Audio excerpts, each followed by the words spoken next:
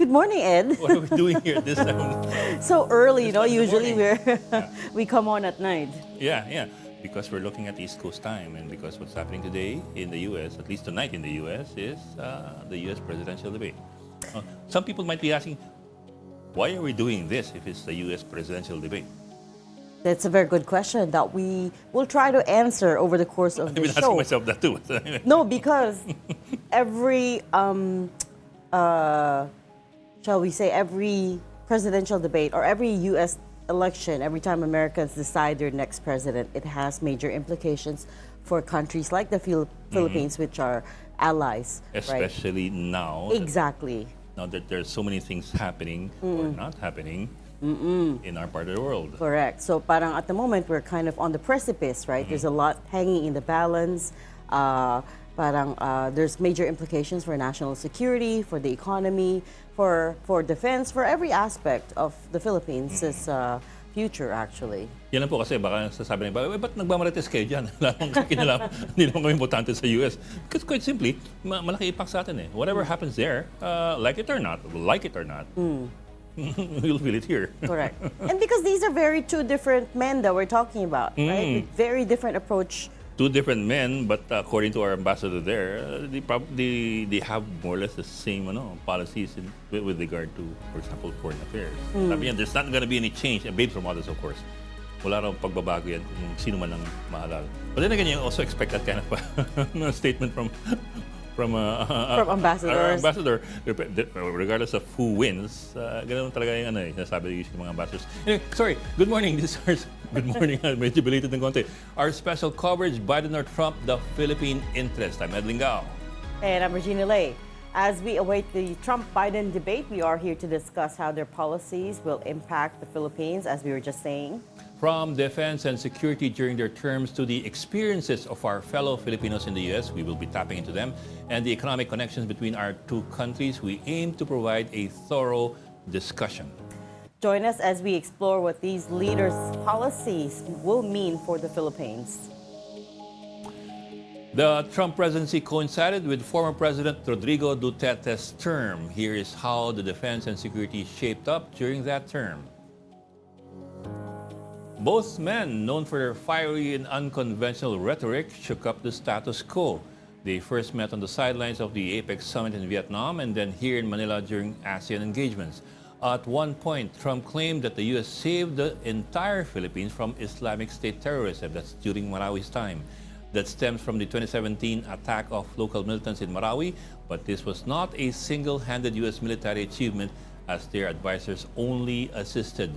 Duterte made known his displeasure with the U.S. In fact, in 2020, Duterte announced the cancellation of the Visiting Forces Agreement, or the VFA. He suspended the process of termination 3 times until he decided to fully restore it after meeting with U.S. Defense Secretary Lloyd Austin.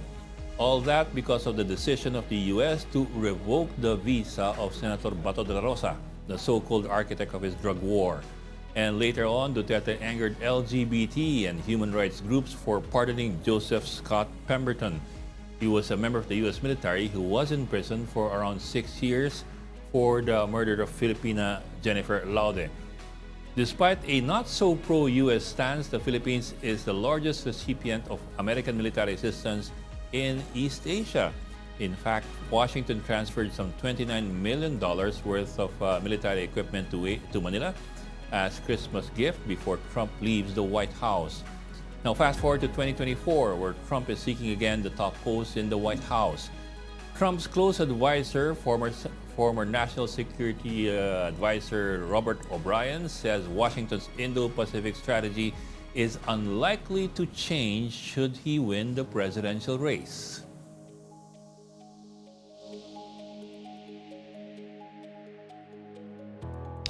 Okay, a lot of points there. I was referring to what Bibs Romualdez was saying. Regardless of who wins, no change in U.S. policy with regard to the Philippines because supposedly Trump and Biden have the same thoughts on China. I've heard both sides of that argument. I've heard people say nothing's going to change. I've also heard people say it will drastically change in a second Trump presidency because Trump 2.0 is not going to be the same Trump. He's going to remember he's been down and out. He's been battling all of these legal cases. He has a lot of axe to grind with a lot of people, and the bureaucrats who surrounded him in his first presidency may not be there anymore in the second presidency. These are the people, for instance, like Mike Pompeo, who shaped his foreign affairs, his defense strategy, right? So they may no longer be there, and he may be more inclined, at least one analyst says, he may be more inclined to bring in people who were loyal to him through the years when he was down and out, right? So whether or not they have experience is a big question mark, but again, remember that Trump is very transactional. But even if they have the same attitude towards China, they may have different ways of, dealing with the Chinese issue. Exactly. And China is going to be, or we at least expect China to be part of this debate, definitely, as a microcosm, as an example of what his foreign affairs policy is going to look like. Okay, to help us make sense, I guess, of the past, present, and future of this issue in terms of our relations with the United States, we are bringing in two respected pundits to join us this morning live here in the studio. So welcome to the program. First, Richard Haydaran, of course, our resident geopolitical analyst and also an international studies professor, Renato De Castro. Hello, good morning. Good morning, gentlemen. Thanks for being with Good us so early. Yeah. As We're early birds. We have to wake up early he for has our to classes. slap himself to wake up. Well, panggabi kasi kami. But is it okay if I ask you guys? Sure. I was asking Richard a while ago. Is it okay if I ask you guys? To which side do you feel that you more closely identify with? Whether the Democrats or the Republicans. And I'm not saying which side you support. Which side do you more closely identify with in terms of ideals and principles? I can identify myself more with Joe Biden. In terms of security. And Security, more balanced, centrist, less of rhetoric, more element of professionalism, and of course, taking into account, of course, the view of the bureaucracy. Richard. Well, I mean, I try to be as post and non-partisan as possible in the U.S. context. In the Philippines, it's much Say the harder. same thing, but Yeah, it's much harder. I mean, obviously, in terms of a lot of domestic values, I'm much closer to Democrats, for instance, on economic issues, on Inflation Reduction Act, infrastructure development. But the interesting thing I notice is, from my experience of visiting D.C. back and forth throughout the past decade, it was when the Republicans were in power, and I felt as a Filipino I was more heard in terms of our stance on China. In terms When of the Republicans were in power. when the Republicans were in power, because I remember very well. Although of course I was much more junior back then. But during the Obama administration, we had a hard time getting heard in terms of the fears and concerns we had with China. But it was when the Republicans came in that we felt there's much more receptiveness to the kind of message we're bringing in. So it's kind of the complicated relationship, if I can put it that back there. But a lot of high-level officials in the Biden administration also, I've dealt with them through the think tank world before they were appointed there. So, but I'm watching very carefully who could be in positions of power. We had in our show Elbridge Colby on my podcast also, who's as one of the top contenders to be national security advisor, at least some senior position. So, I mean, domestically, maybe on domestic issues, much closer to hewing, much closer to Democrats. But on foreign policy, I mean, it's a toss-up for me. Yeah. But for the purposes of this discussion, you have to take the other side. Para balance tayo. Well, we have to take both sides, actually. So let's not. But if I can ask this, there's a perception that a lot of Philippine Americans, you're looking at 4 million people there, a lot of them are lean more towards the Republican side than the Democrat side. Is there any truth to that, do you think? And if so, why? I don't think so. I think depending on where they are. Of course, if they're in California, the West Coast, where Sebastian of where you have more Filipino Americans, predominantly Democrat. California, Washington State, Oregon, yes, the western side. In the East Coast, probably mix. But at least when you have a very strong concentration of Filipinos, they tend to be more of the Democrats rather than because I have relatives there who are Yes, like pro-Trump. MAGA. Yeah, you have But- some. but- Yeah, I think 2016. Hawaii, of course, also in Yeah. Hawaii, where you have a lot of Filipinos. Again, it's a blue state. But I think if you look at the 2016 elections, the Filipinos had the highest ratio of voting for Trump among Asian Americans. So probably we're more Latino in a certain sense because there's a very high receptiveness to Trumpian kind of MAGA conservative message, a religiously conservative message among the Latinos. So I think that's where we're slightly an outlier among Asian Americans, I would say. Why is that? Is it a question of politics, or is it a question, for example, my relatives, I think they lean more towards the conservative side of religion. And possibly because that, possibly that's why they're more. Also, if they serve in the military. Exactly. A number of Filipinos, of course, especially a lot of Filipinos, when the United States Navy used to recruit a lot of Filipinos for the U.S. Navy, and of course their children, so they have a more or less of a right of center orientation, primarily because of their, the military background of the family. And Trump increasing their benefits and incomes. I mean, that's what I keep on increase- hearing from them. Yeah. Pensions also, yeah. I think we should have that chart, if I'm not mistaken. Yeah, The demographic, a quick look at the Yeah. demographic of Filipino Americans in the U.S. You said around, roughly around looking for 4 million.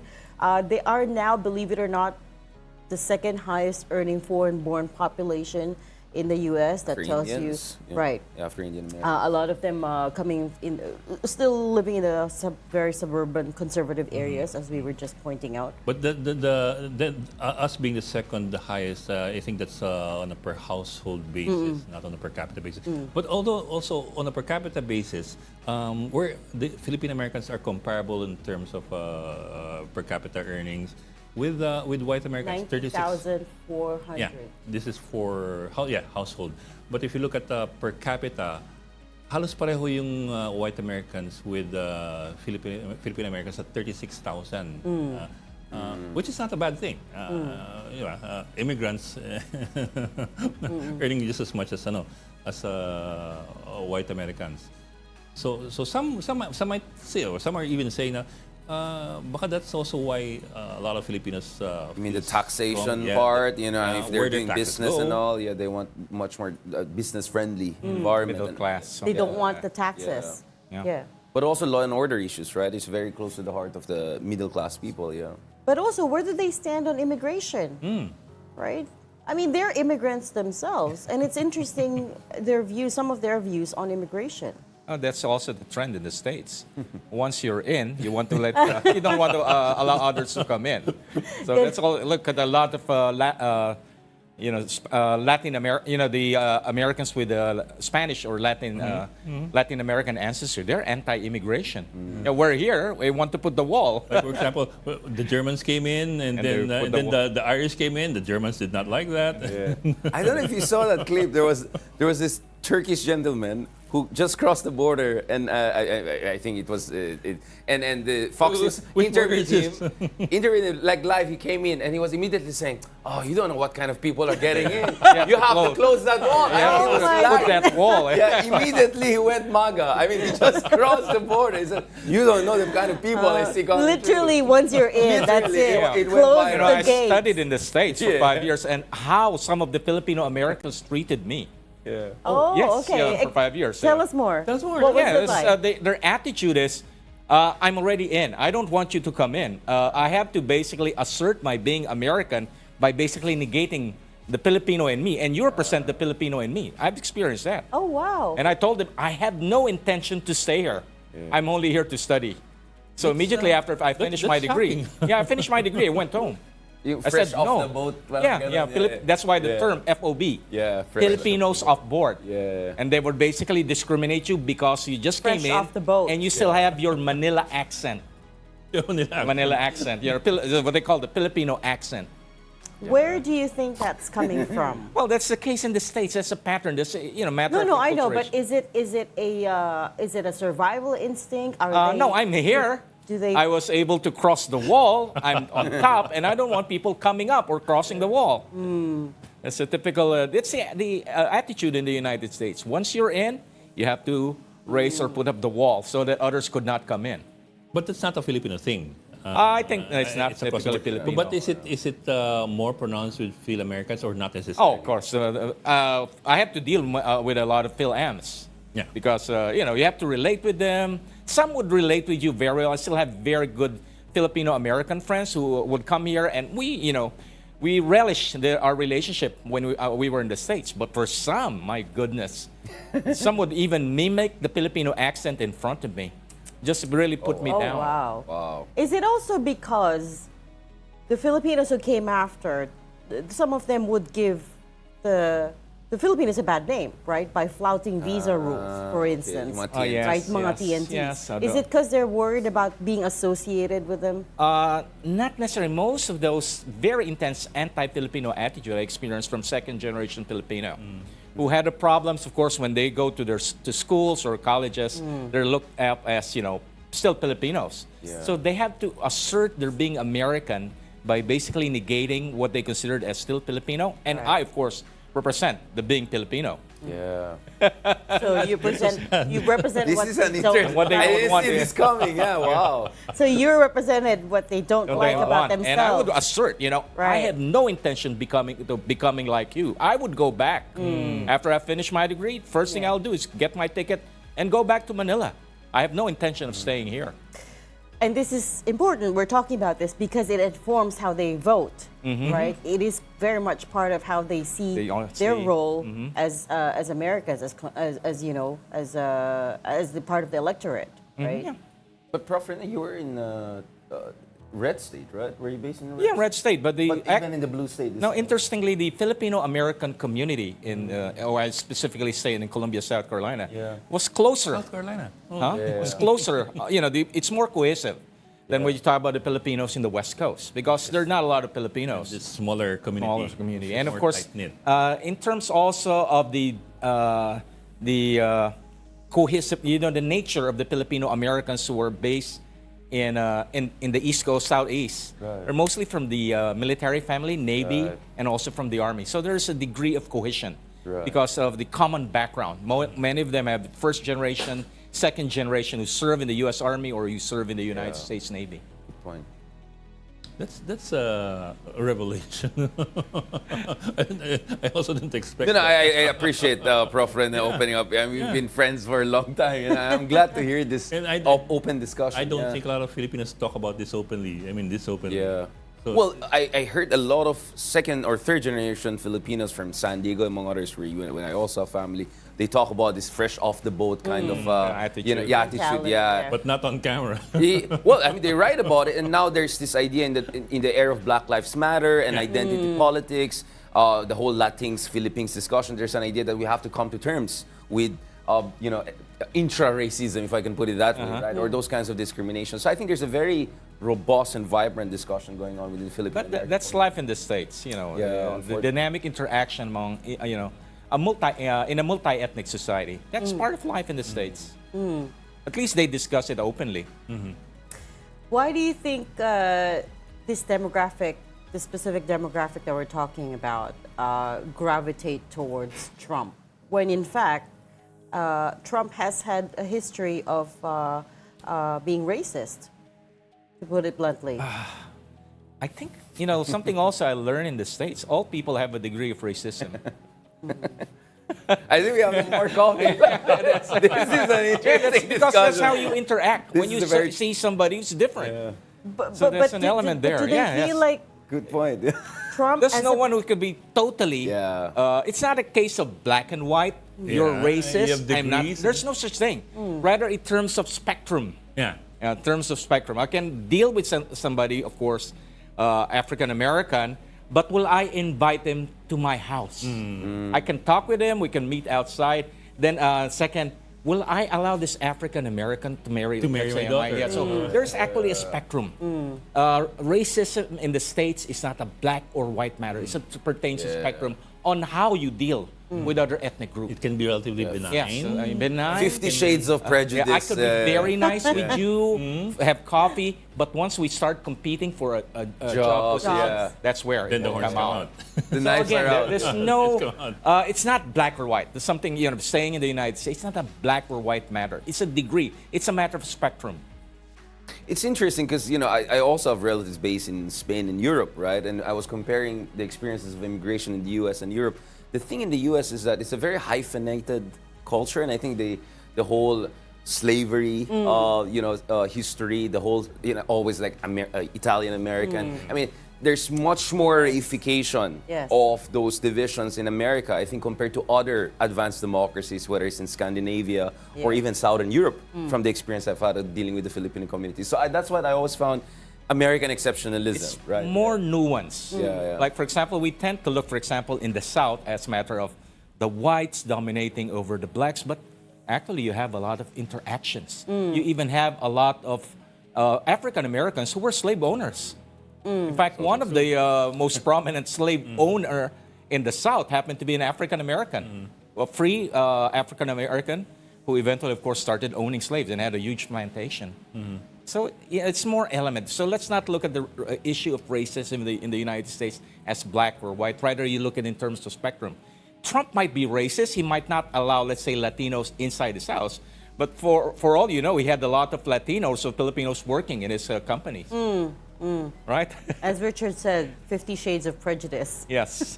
I also like how you put it, the hyphenation of Yeah, the identity. it is quite something that is unique. played a part in it. The other thing is also the racial classification. So you had friends, for instance, from, I don't know, Tajikistan or Central Asia, who look, I don't know, more Russian, I could put it that way, more Caucasian. So when they go there, you have to choose, like, are you like Asian, are you like Caucasian, whatever. I mean, so they found that a little bit like, where's this coming from, right? Because that was not their experience in other parts of the world, right? So I noticed there's a lot of reification of, and identity politics is very different in the United States different in the from Europe. what you see in Europe, for instance, and other democracies. Yeah, it's very unique. I mean, very nuanced. It's like when you're in Afghanistan, and if you're Hazara, there's something also going on. they look yeah. different at you. Yeah. If they're the bigger ethnic Pashtun. the Pashtuns. Yeah. So I don't know, definitely. But I think the big debate in the U.S. is whether there's structural racism or not. So I think the more conservative folks or MAGA folks or Trump would realize, no, I mean, there are instances here and there of racism, but America as a society has kind of moved ahead. While I think a lot of Democrats, especially more progressives, believe structural racism is a big issue, and therefore something drastic has to be done in terms of government intervention. So I think that is one of the major fault And lines. yes, some areas, of course, What some are the- isolated areas where you still what are have the really differences? what Richard would call structure, or a classic example of apartheid. But it's more nuanced elsewhere. Okay, I want to take a breath now because we need to talk about the logistics of this debate. So a few things different with this particular debate. This is the first time the two men are meeting in 4 years. This is going to be a 90-minute broadcast, just them and the moderators in the studio. There's no live audience. That's one of the big differences. Their mics will be muted when they are not speaking, and that is obviously a consequence of the last time that they met when it got really heated. It got really chaotic and ended up with President Biden telling former President Trump, "Will you shut up, man?" So that's They good. were trolling each other already.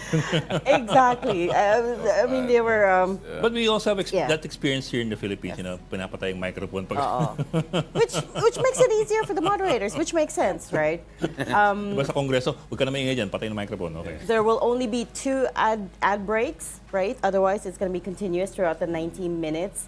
And neither candidate is allowed to take to the stage with notes or interact with their advisors while this is going Just a on. blank sheet of paper. Just a blank sheet of paper for them to write on if they need to, but otherwise they are on their own. There's no safety net, so that's one of the more interesting changes this time around.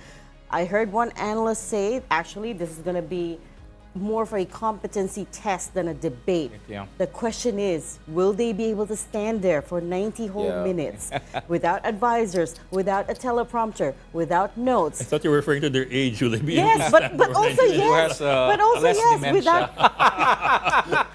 but Less affected by without dementia. bathroom breaks, or maybe I don't know. They will have wearing bathroom breaks. diapers. I don't It's a know. longevity test. Without chairs, Yes. right? So 90 whole minutes. Can you stand there Right. and convince America to vote for you It's- without the whole infrastructure around you? I think it's more of a beauty pageant for American voters who could withstand. You know, it's not in terms of what they know, but how could they? You know, they still have ability to think Clear clearly, thinking, clear messaging. and of course give coherent and coherent answers.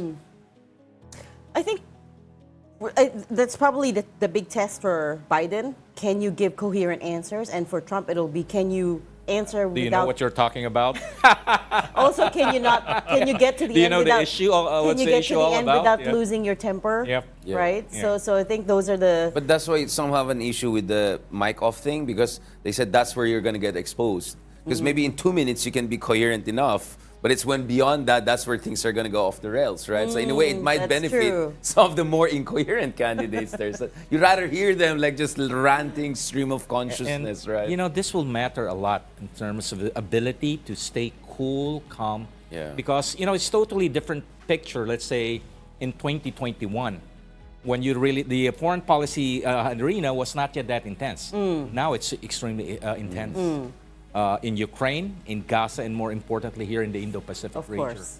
where anyone who could be elected after this year would have to face, you know, situations where they have make a decision that could really determine whether it will be outright conflict or, of course, peace. So similar to what happened, of course, during the Cold War, during the Kennedy administration, where really the ability of the president to make the right choice will be tested in a foreign policy crisis. What was the second thing you said? Whether to go into it, the whole, go into it all in or what? Or Oh, no. The situation right now is different Yeah. than, let's say, in 2020. Yeah, because right now, the strategic competition between the United States versus, of course, Russia and China have become intense. You have, of course, the war in Ukraine that, of course, created this polarization in Europe. Then, of course, you have China becoming more assertive against U.S. allies like the Philippines, Japan, and, of course, North Korea threatening South Korea. And more importantly, of course, the issue of Taiwan. Taiwan. So, yeah. President Biden says he will defend Taiwan militarily if Yeah. it comes down to it. I think we have that soundbite if we could run it very quickly. I think he said it 6 times already by Yeah. my count, yeah. But Okay, so that's so preparing it. yeah. So you know, just to recap that part for our audience, right? That he has said, yes, we will intervene. We abide by the one China policy, but if it comes down to it, if they attack Taiwan, we will step in. Trump has been a little bit No, more. there's instance after Trump got elected, he made a personal phone call to President Tsai, which angered the Chinese. But of course, Trump said, "I'm not yet anyway the president." But he made that gesture just after he got elected. He called personally President Tsai to congratulate her. So And Secretary Pompeo was planning to go there until the last Right. minute until they had to, pull him back. And I think in retrospect, maybe that was the right decision considering what happened with Nancy Pelosi. So That's the true. thing with Biden because I remember I was based in Taiwan in 2019. They liked Trump more. Oh, wow.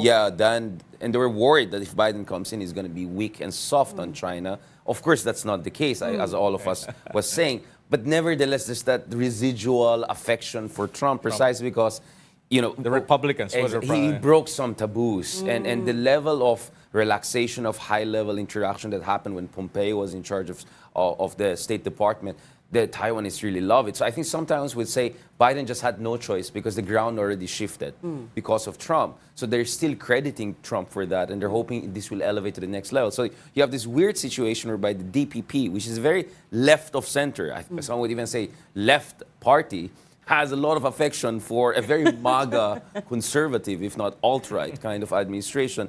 So I think Biden, the reason why he keeps on saying that, which consistently his staff disagree with, because you can go back to the 1979 Taiwan Relations Act. It doesn't necessarily commit the United States to that. I think it's his way of saying, hey, you can also rely on me. So it's kind of a I see. tricky He's- situation. okay. Yeah, He's trying to show that he also Yeah, but will if you be talk to the firm. Taiwanese, Up to the Chinese. Yeah. up Right, against right, the right. Chinese. Let's listen to that soundbite now. We have it ready. But would U.S. forces defend the island? Yes, if in fact there was an unprecedented attack. To be clear, sir, U.S. forces, U.S. men and women, would defend Taiwan in the event of a Chinese invasion. Yes. Medyo bitin yun. Yeah. Yes. he might say something and then But of course, significant. It indicates a slow evolving break from what we call strategic ambiguity when it comes, of course, to the United States defending Taiwan. And of course, more recently, the Indo-PACOM commander said that we would use drones. Where we can what's the term used? Hellfire or something? Hellscape. Hellscape, yeah, the whole Taiwan state. Using, of course, drones before American forces would reinforce whatever is already engaging the Chinese across the Taiwan But Straits. let me throw in this question. There were some concerns raised by some people that if Trump bags the White House, he may start pushing for troop withdrawals from certain areas like for example, Japan, South Korea, bringing the troops home, and then passing off the burden to regional alliances. Because it did seem in the past that Trump was a bit allergic to commitments like NATO, for example. Yeah, NATO, yes, there was a but problem not there. in the Indo-Pacific. The strategic competition began with Donald Trump. After, of course, he came here in Southeast Asia in 2017. After he went back to Washington, D.C., the first time, the White House came out with a national security strategy, again identifying China and Russia as a threat. Then by January, the Department of Defense came out with the national security strategy, basically talking about the Indo-Pacific.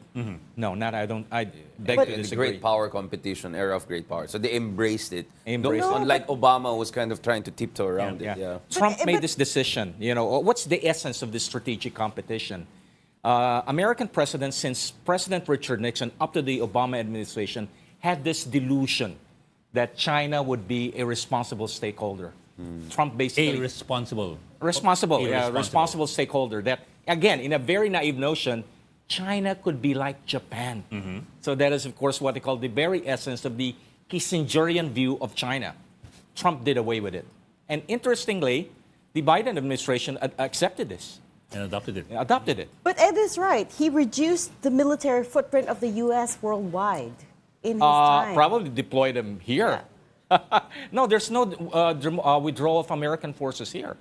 In fact, you have But- the deployment of the tax system in South Korea during the time of the Trump. And of course, the factor there was not really Trump, but the late Prime Minister Shinzo Abe, who was able to convince Donald Trump, China is a threat here. And more significantly, it was Donald Trump who prevented the downward spiral of Philippine-U.S. relations. But He refused to criticize former President Duterte for his human rights violation and even tap his back.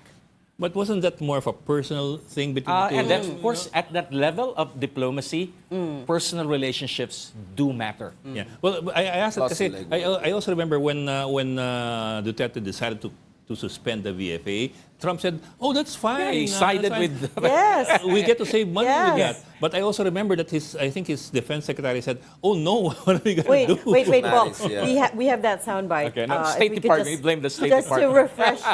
just to refresh our memories, let's try to play that soundbite. I want to be clear. I want to be very clear.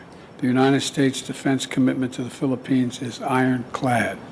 The United States defense agreement with the Philippines is ironclad. Any attack on the Filipino aircraft vessels or armed forces will invoke our mutual defense treaty with the Philippines. That's Biden talking about the ironclad defense Ironclad. commitment. But I'm talking about the soundbite wherein President Trump said he was fine with President Duterte saves him money. canceling the VFA, the Visiting Yeah. Forces Agreement. If we could just tee that up, please. I never minded that very much, to be honest. We helped the Philippines very much. We helped them defeat ISIS. I get along. Actually, I have a very good relationship there, but I really don't mind if they would like to do that. That's fine. We'll save a lot of money. I mean, two bluffers, right? That's the problem. I mean, both of them, bluffers. they were calling each other's bluff out. Oh, you want to go? Go ahead on your own. I mean, I think we have to make it, first of all, there's going to be a different dynamic with the Europeans. I mean, the sense of panic I saw with Europeans earlier this year when I was in Berlin was very different from things I'm hearing here in Manila or across ASEAN region, right?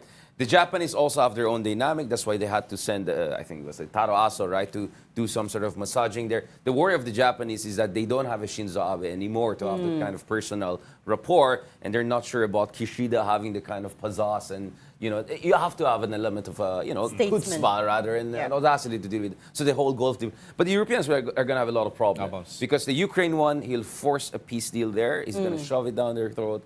He's going to push the Germans and the French to contribute more. He's going to force the NATO to ramp it up. The Japanese have already preempted that. So if you look at Fumio Kishida's speech last year, which builds on the whole Abe era, we're going to be your global partner. We're going to take care of our defense spending, except, of course, yen is declining now. That's a different issue. But so the Asians are preempting already Trump. They're already operating on the assumption that Trump would likely return. Now, if ever not, then that's good. But in Europe, they're preparing for a resistance and a jiu-jitsu with Trump. So it's going to be a completely different ball game. And it's also because the old world is Europe. And here is where the real strategic competition is, with China. And if you look at the Pew survey, Gallup survey, the number of Americans who say China is the number one strategic threat is like around 40%. The number that say Russia is barely 10%. So I think Trump will be also closer to public opinion if it takes, and not to mention more bipartisan, if he has a much more focus on the China question. So I completely agree with Prof. Rene in the sense that it's going to be again 50 shades in terms of the tensions that we'll approach. The other thing is, obviously, it's also about the kind of leaders that are in charge. So my sense is Philippines is very well positioned because the Marcoses go deep. I mean, Manhattan, Imelda Marcos is here. I mean, maybe Trump will try to have. But that's not the kind of dynamic you have with the much more left-leaning Labourite government with Albanese or Fumio Kishida. But even worse, in European countries, whereby there's also a very strong social democratic, leftist, anti-Trump, anti-liberal kind of sentiment. So it's going to be a whole menu, a spectrum of responses to Trump, The case probably here in the region is more of continuity, except, of course, that Trump might be more anti-China than Joe Biden. Because what's happening is they have to show to each other who's actually more assertive against China.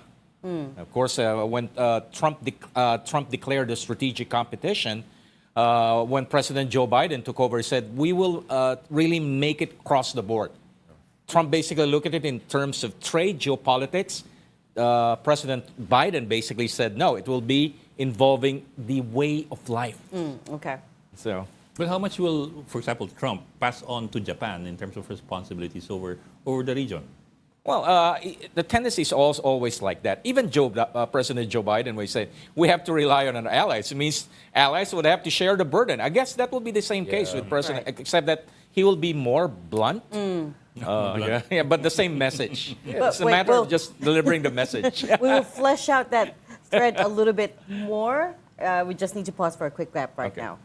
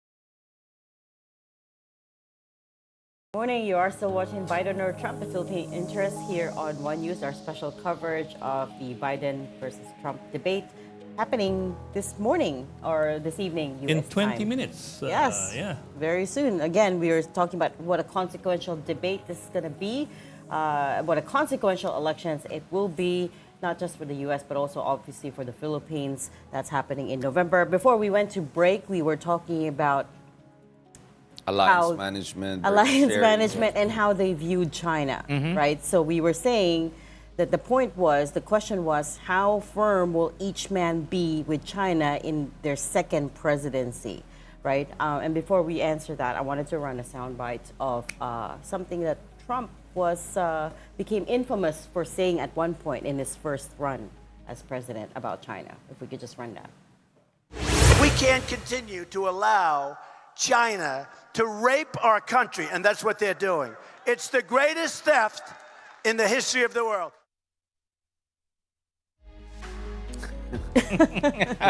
Remember that? Masarap ng tawa niyo. Well, typical populist statement. But then he also cutting a deal with China in terms of the trade That's war. right. Right? So he was, he was heard. He was talking with President Xi Jinping. I have to be tough on you because I need your support for the election. I have to make it appear that I'm tough, and at the end of the day, if you just give me our victory in terms of trade concessions, then it's over. So here's a question for you guys. If I were Xi Jinping, who would I want to win the U.S. Election? Well, I think a lot of the autocrats around the world may be more interested. I mean, obviously, for Putin, he would love a Trump outcome. I think that's pretty clear because Trump has no more funding for Ukraine, let's end it. But even I think for other autocrats, their idea is that with him, there's this kind of a 50-50 openness, including for Kim Jong-un. Because it was during Trump that there was that kind of opening. The problem with Trump, though, is he gets easily distracted. I mean, when you're dealing with complicated issue, whether it's the nuclear program with Iran, whether it's the situation with North Korea and South China Sea, which Trump never mentioned. So we need to know who's going to be his ace team, right? The names that are popping up are quite encouraging because, there are folks, for instance, I was in Stanford the other month, you have people like Francis Fukuyama arguing that, if Trump wins, he's going to go for a so-called Schedule F approach, which is purge the whole national security, bring folks either from Midwest or whatever. But there are also a lot of people who assured me, including those who worked with him before, that no, we're going to make sure that there are enough adults in the room. This is not going to be completely unhinged situation. So we have to carefully watch who's getting into his core team, who's going to be there, who's going to run the top departments, National Security Council. So a lot is really up for grabs as we speak. So it's really hard to say what, but that's the thing. There is that openness with Trump, which you're not going to have with Biden. Sorry, spell it out for us. If I were Xi Jinping, I would want Trump to win because he would be too distracted to care about South China Sea. He's more all over the place. He's going to pick fight with the Europeans. Domestic, we're not going to even... Let's be honest. Whoever wins, it's going to be a messy domestic landscape for quite some time. If you're an enemy of the U.S. or rival, you would like a distracted America because you can easily manipulate that. Probably TikTok will stay if Trump is there, right? I mean, he has gone for TikTok. So, I don't know. I mean, if I were sitting in Zhongnanhai right now, definitely in Kremlin, I would go for Trump rather than Biden. In Biden, you're just going to see more of the same, probably even more aggressive because it will be his legacy years. Rene, what were you going to say? Well, we have to modify what he said. We should be more assertive against China, but at the same time to the point that will not trigger a war. So we have to look at it in terms. So again, that's the thing that you have to take into account. So given the fact of their degree of assertiveness, they have to do it to the point that it will not, because put what I call that will trigger the spark that could trigger a major conflict. And given the fact that you have a lot of flashpoints. So if I have to calculate it, I will have to measure how can I basically achieve my goal given their temperament. So I tend to agree with Richard. Richard used the phrase more transactional. Does that mean that Biden is less transactional, more ideological, or not necessarily? Well, he's more systematic. He's more multilateral, at least pretends to be more multilateral. I don't think you're going to see that with Trump. And on many important issues like climate change, transition to electric cars, electric batteries, my understanding is Lighthizer will be back, the big guy who's like aggressive from Reagan era until now. So you're going to have also very aggressive trade negotiators who are going to tell the allies, So the whole ASEAN thing, we're not going to choose between the two sides. The Trump people will make sure that will be almost close to impossible. You have to make a choice. Because if you buy into the Chinese technology, you're out of the American markets. Most likely they'll put pressure on Vietnam and Mexico's of this world. You cannot play footsies with both sides anymore. So we're going to see pressure points popping up on different fronts, including with some of the, let's say, the Mexicos or Turkeys of this world who have been very effectively hedging and playing footsies, and probably even the Vietnamese. So that's where things are going to get much more interesting. I mean, he's already jacked up tariffs on China, right? Biden. On billions of dollars of Biden products. actually, in terms of Right. actual tech sanctions, has been more aggressive than Trump. I doubt that Trump will be softer than Biden in principle because they're kind of building on each other.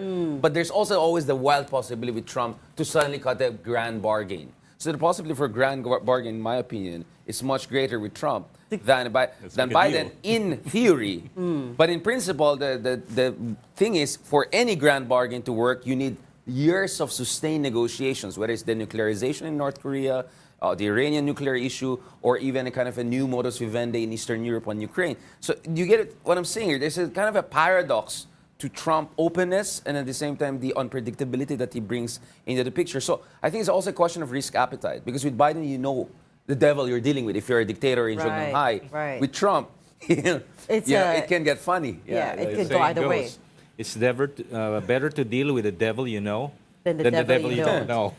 So who's the devil What they don't happens- know? What will happen to all these regional security groupings like AUKUS and the Squad in the I think Trump they would presidency? continue. Quad was revived during the time of President Donald Trump.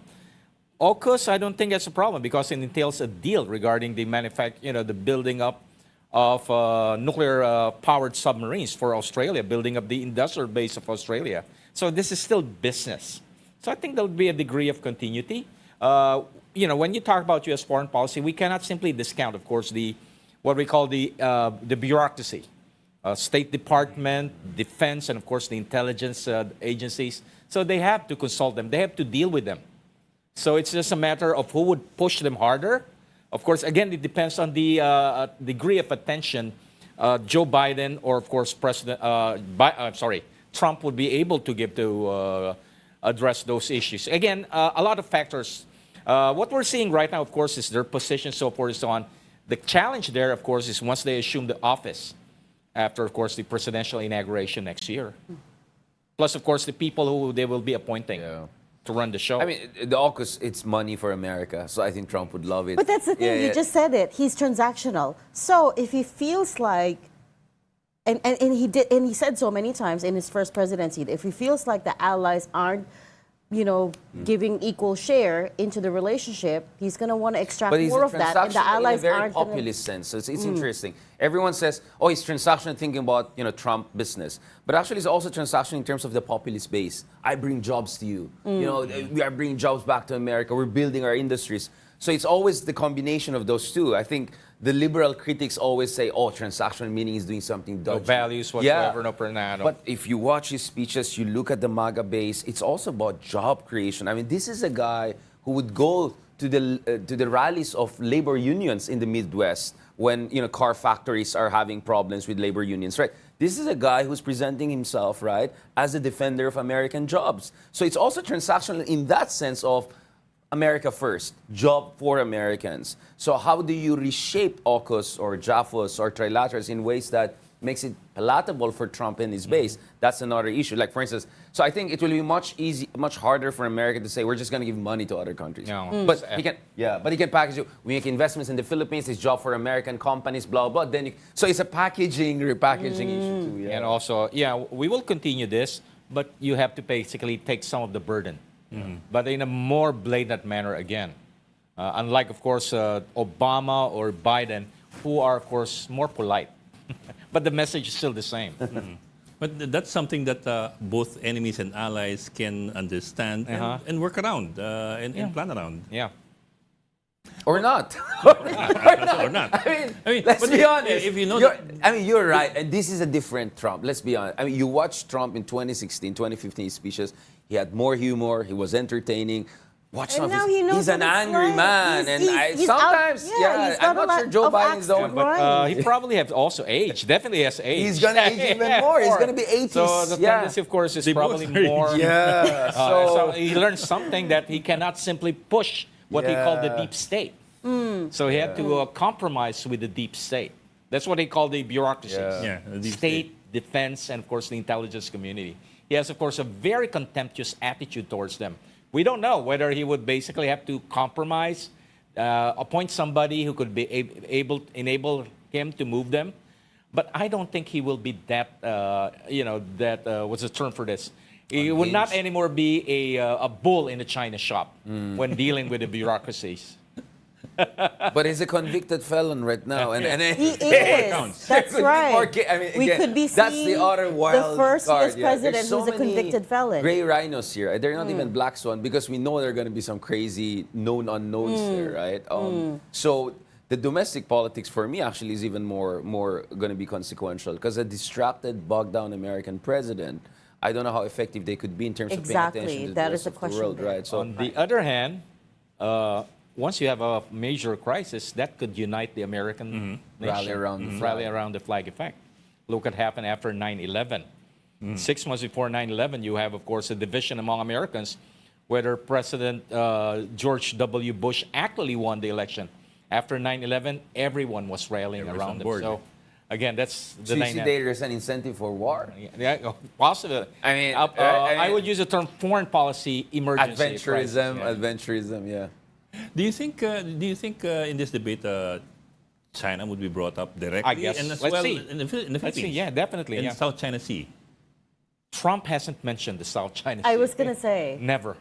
Rather, it's more for him China as the big challenge, not very specific. Of course, President Joe Biden has more nuanced view.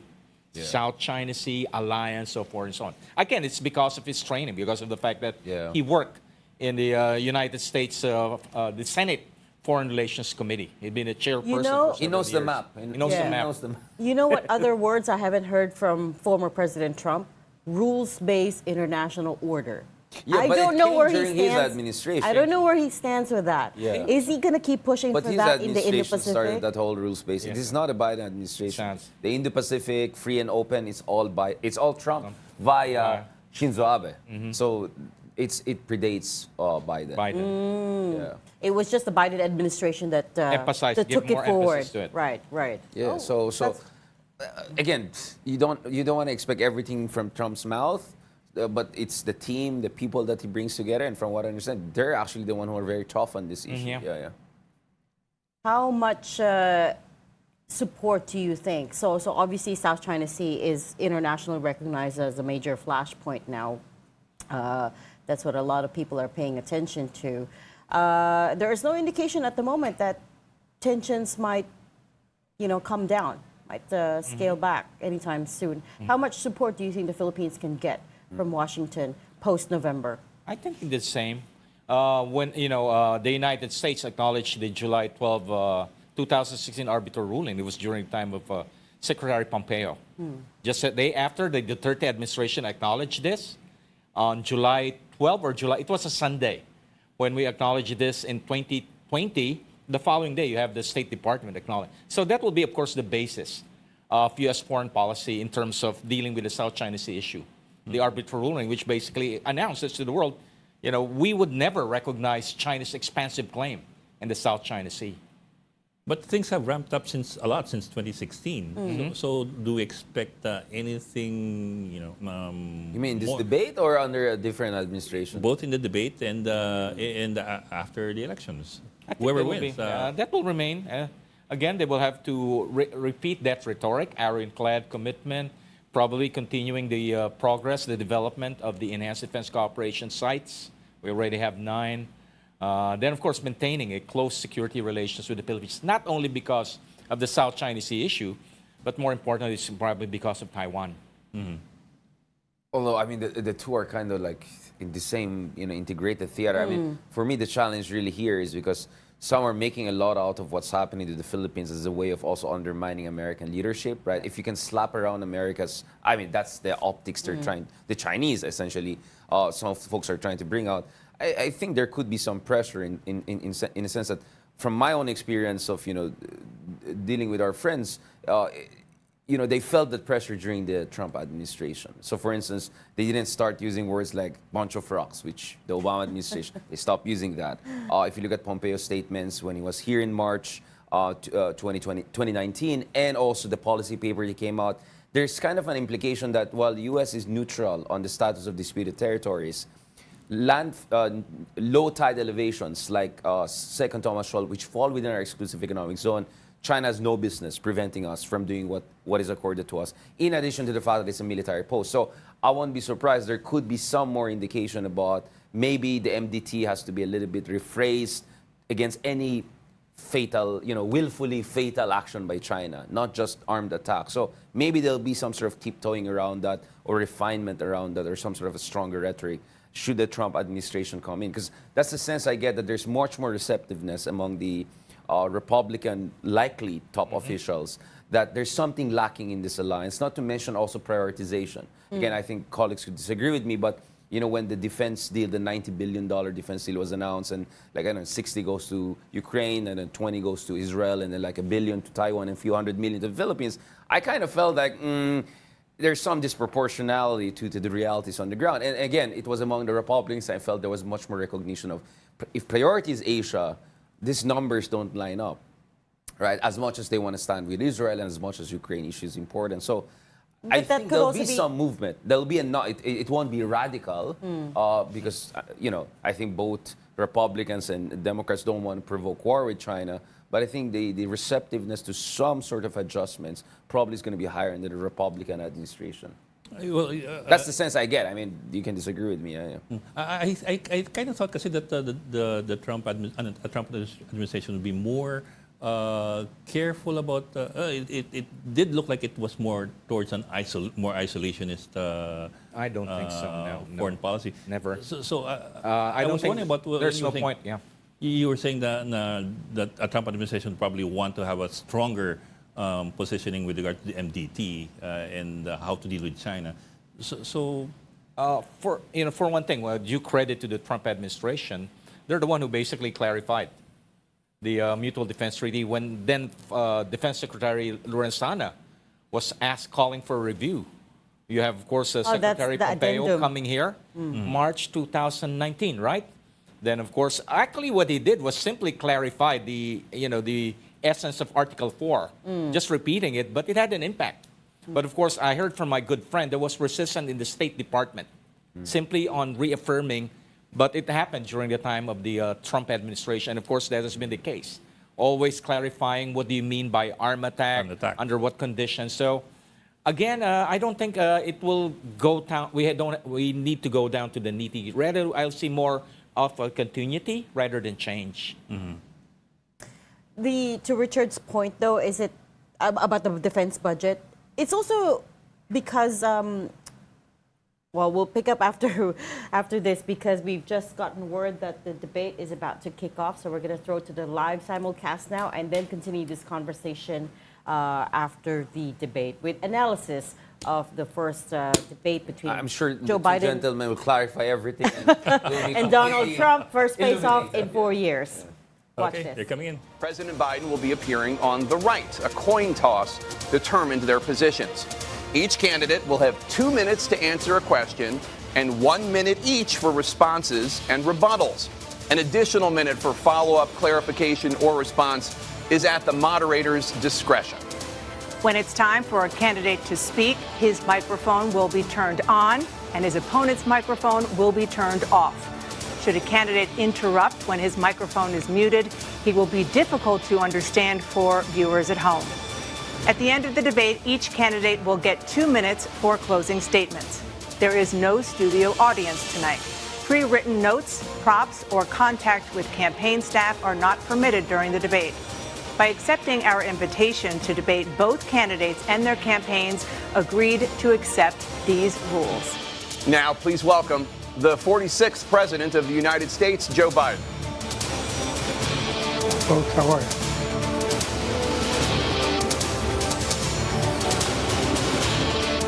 Great to be here. Thank you. And please welcome the 45th President of the United States, Donald Trump.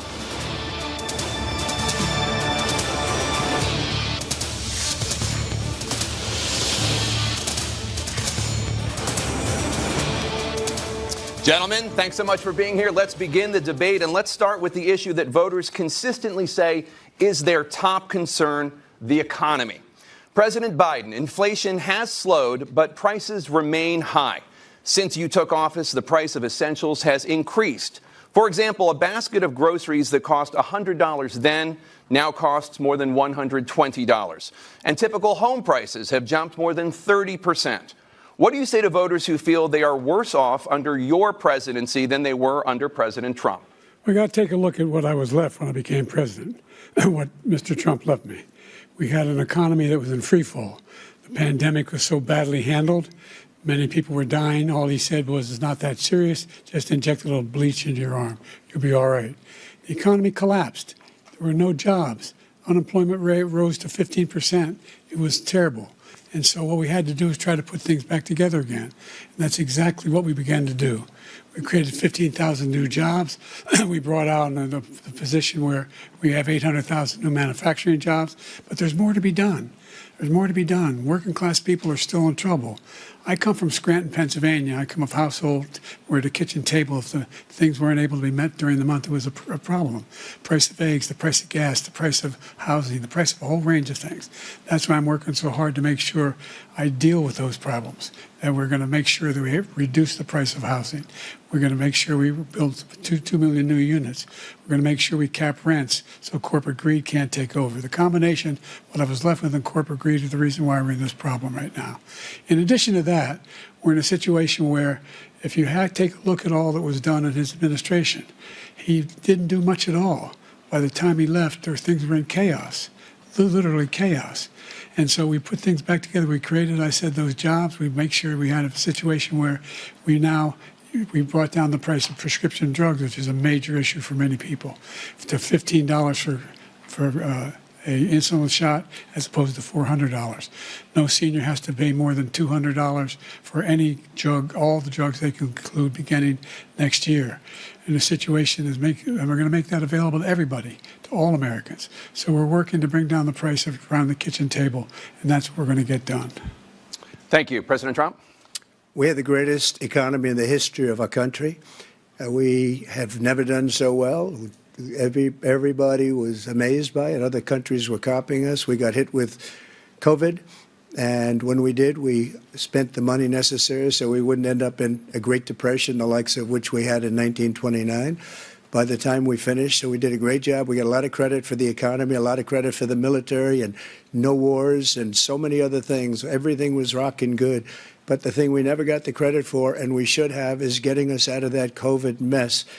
He created mandates that was a disaster for our country. But other than that, we had given them back a country where the stock market actually was higher than pre-COVID, and nobody thought that was even possible. The only jobs he created are for illegal immigrants and bounce-back jobs, a bounce-back from the COVID. He has not done a good job. He's done a poor job, and inflation's killing our country. It is absolutely killing us. Thank you. President Biden? Well, look, the greatest economy in the world, he's the only one who thinks that, I think. I don't know anybody else who thinks he had the greatest economy in the world. And, you know, the fact of the matter is that we find ourselves in a situation where his economy, he rewarded the wealthy. He had the largest tax cut in American history, $2 trillion. He raised a deficit larger than any president has in any one term. He's the only president other than Herbert Hoover who's lost more jobs than he had when he began, since Herbert Hoover. The idea that he did something that was significant. And the military, you know, when he was president, they were still killing people in Afghanistan. He didn't do anything about that.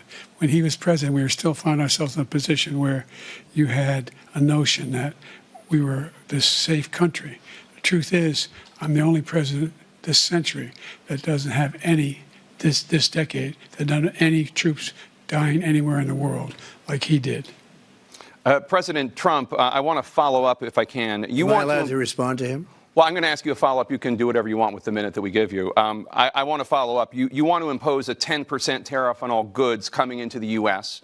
How will you ensure that that doesn't drive prices even higher? It's not going to drive them higher. It's just going to cost countries that have been ripping us off for years, like China and many others, in all fairness to China. It's going to just force them to pay us a lot of money, reduce our deficit tremendously, and give us a lot of power for other things. But he made a statement. The only thing he was right about is I gave you the largest tax cut in history. I also gave you the largest regulation cut in history. That's why we had all the jobs.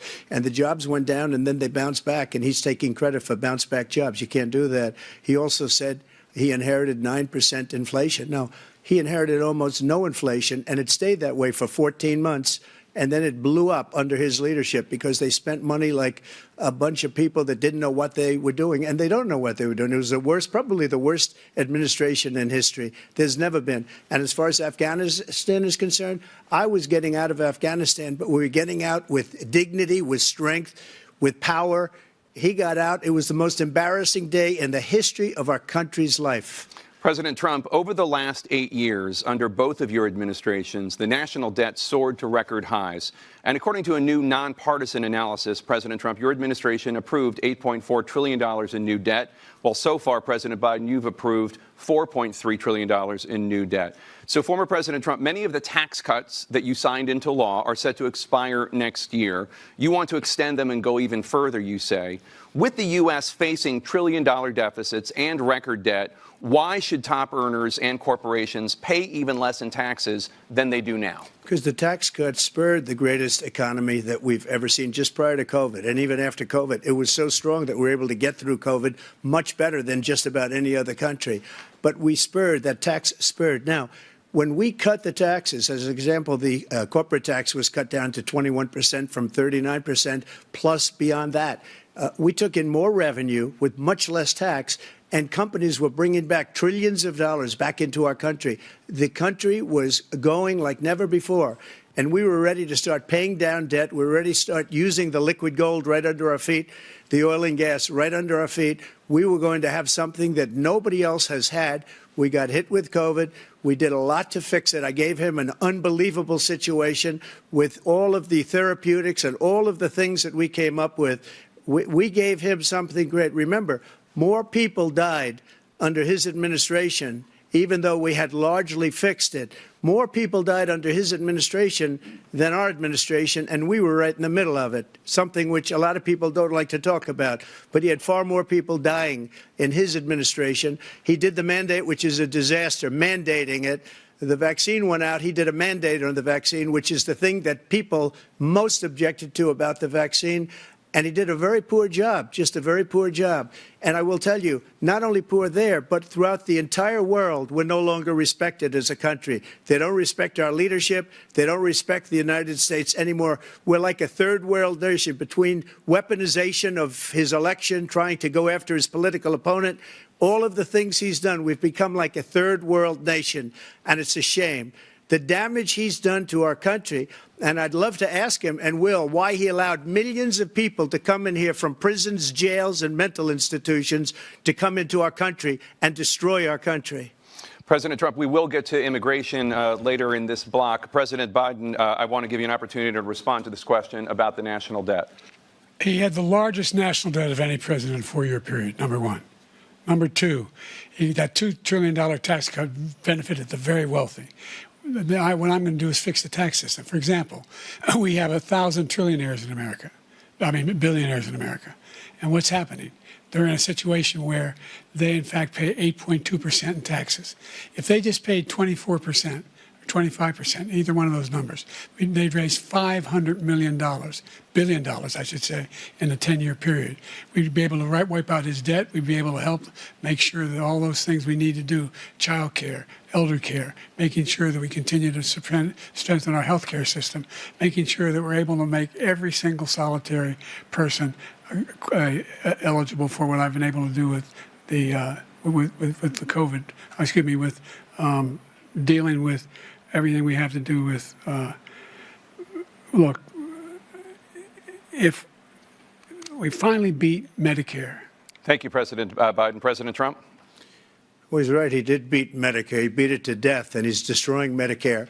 because all of these people are coming in. They're putting them on Medicare. They're putting them on Social Security. They're going to destroy Social Security. This man is going to single-handedly destroy Social Security. These millions and millions of people coming in, they're trying to put them on Social Security. He will wipe out Social Security. He will wipe out Medicare. So he was right in the way he finished that sentence. And it's a shame. What's happened to our country in the last 4 years is not to be believed. Foreign countries, I'm friends with a lot of people, they cannot believe what happened to the United States of America. We're no longer respected.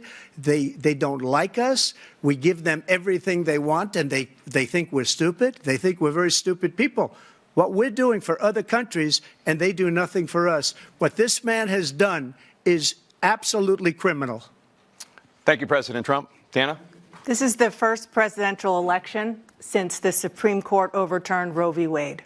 This morning, the court ruled on yet another abortion case, temporarily allowing emergency abortions to continue in Idaho, despite that state's restrictive ban.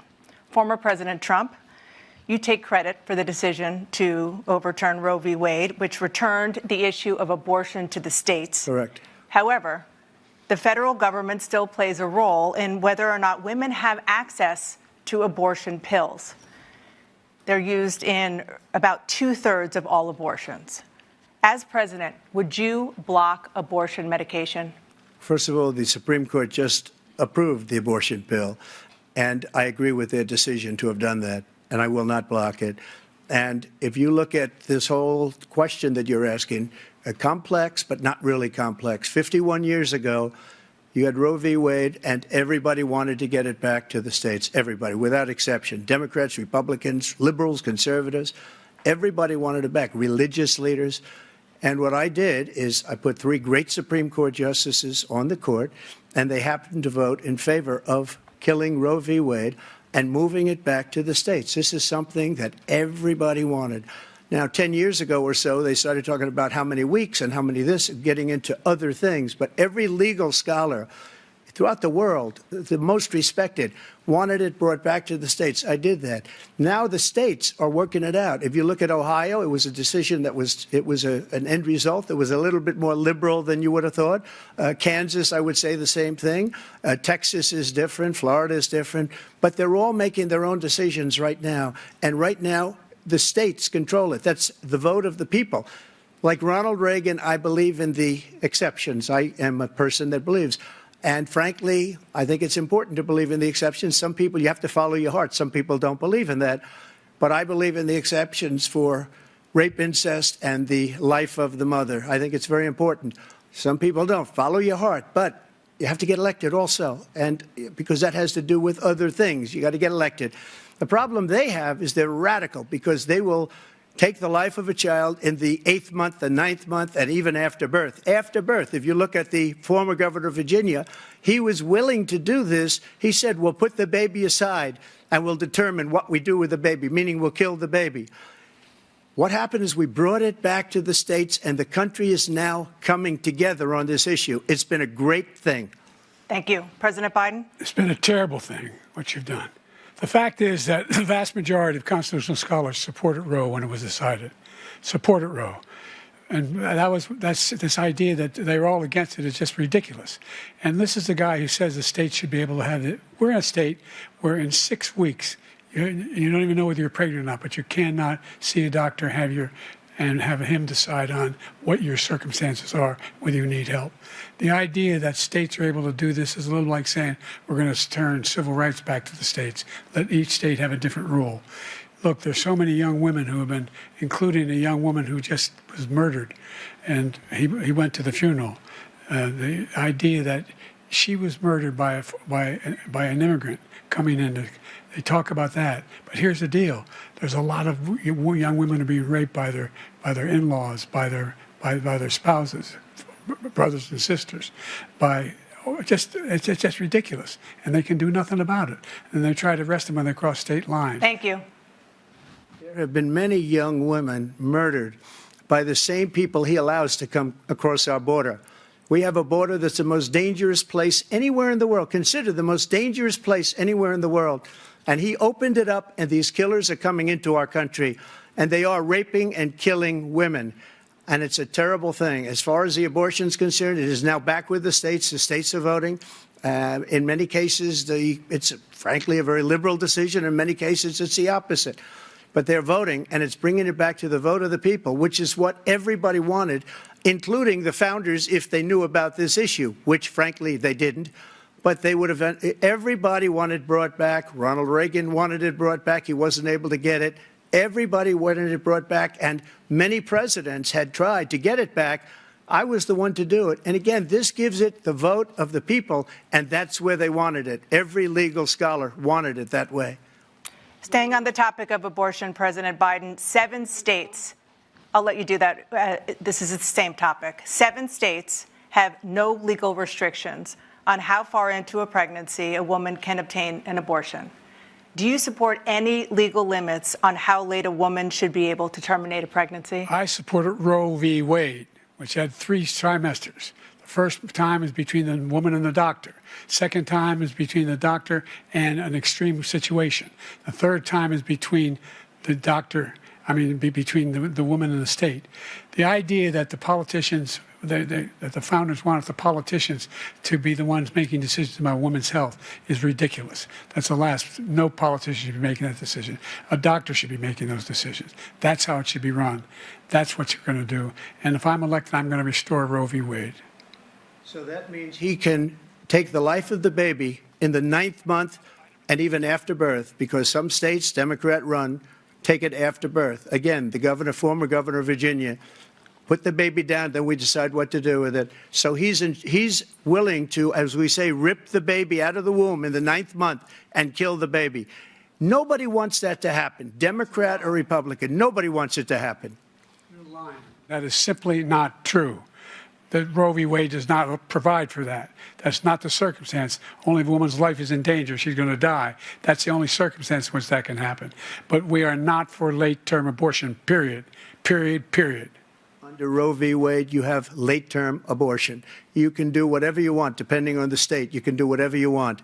We don't think that's a good thing. We think it's a radical thing. We think the Democrats are the radicals, not the Republicans. For 51 years, that was the law. 51 years, constitutional scholarship said it was the right way to go. 51 years, and it was taken away because this guy put very conservative members on the Supreme Court. He takes credit for taking it away.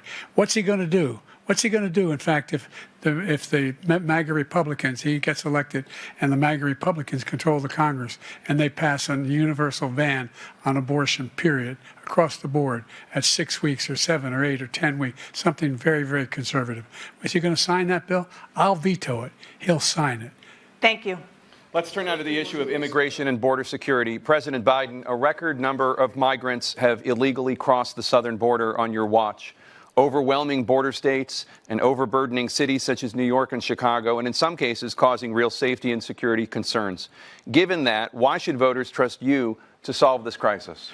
Because we worked very hard to get a bipartisan agreement that not only changed all of that, it made sure that we are in a situation where you had no circumstance where they could come across the border with the number of border police there are now. We significantly increased the number of asylum officers. By the way, the Border Patrol endorsed my position. In addition to that, we found ourselves in a situation where when he was president, he was separating babies from their mothers, putting them in cages, making sure the families were separated. That's not the right way to go. What I've done since I've changed the law, what's happened? I've changed it in a way that now you're in a situation where there are 40% fewer people coming across the border illegally. That's better than when he left office. And I'm going to continue to move until we get the total ban on the total initiative relative to what we can do with more Border Patrol and more asylum officers. President Trump? I really don't know what he said at the end of that sentence. I don't think he knows what he said either. Look, we had the safest border in the history of our country. The border, all he had to do was leave it. All he had to do was leave it. He decided to open up our border, open up our country to people that are from prisons, people that are from mental institutions, insane asylum, terrorists. We have the largest number of terrorists coming into our country right now, all terrorists, all over the world, not just in South America, all over the world. They come from the Middle East, everywhere. All over the world, they're pouring in.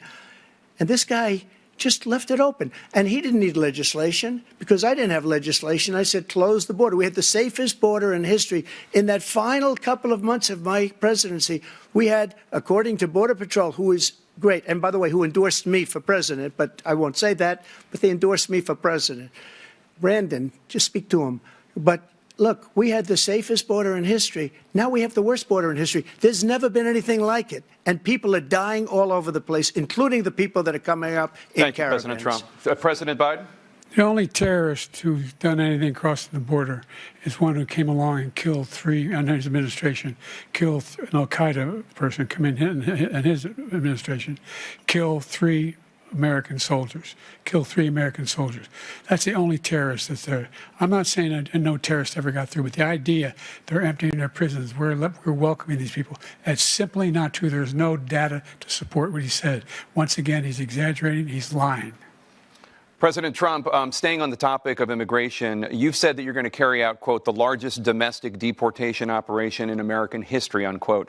Does that mean that you will deport every undocumented immigrant in America, including those who have jobs, including those whose spouses are citizens, and including those who have lived here for decades? And if so, how will you do it? Just 1 second. He said we killed three people.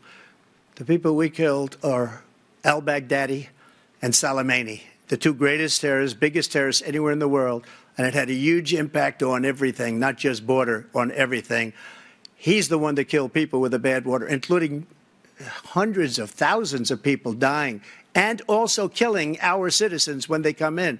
We are living right now in a rat's nest. They're killing our people in New York, in California, in every state in the union, because we don't have borders anymore. Every state is now a border.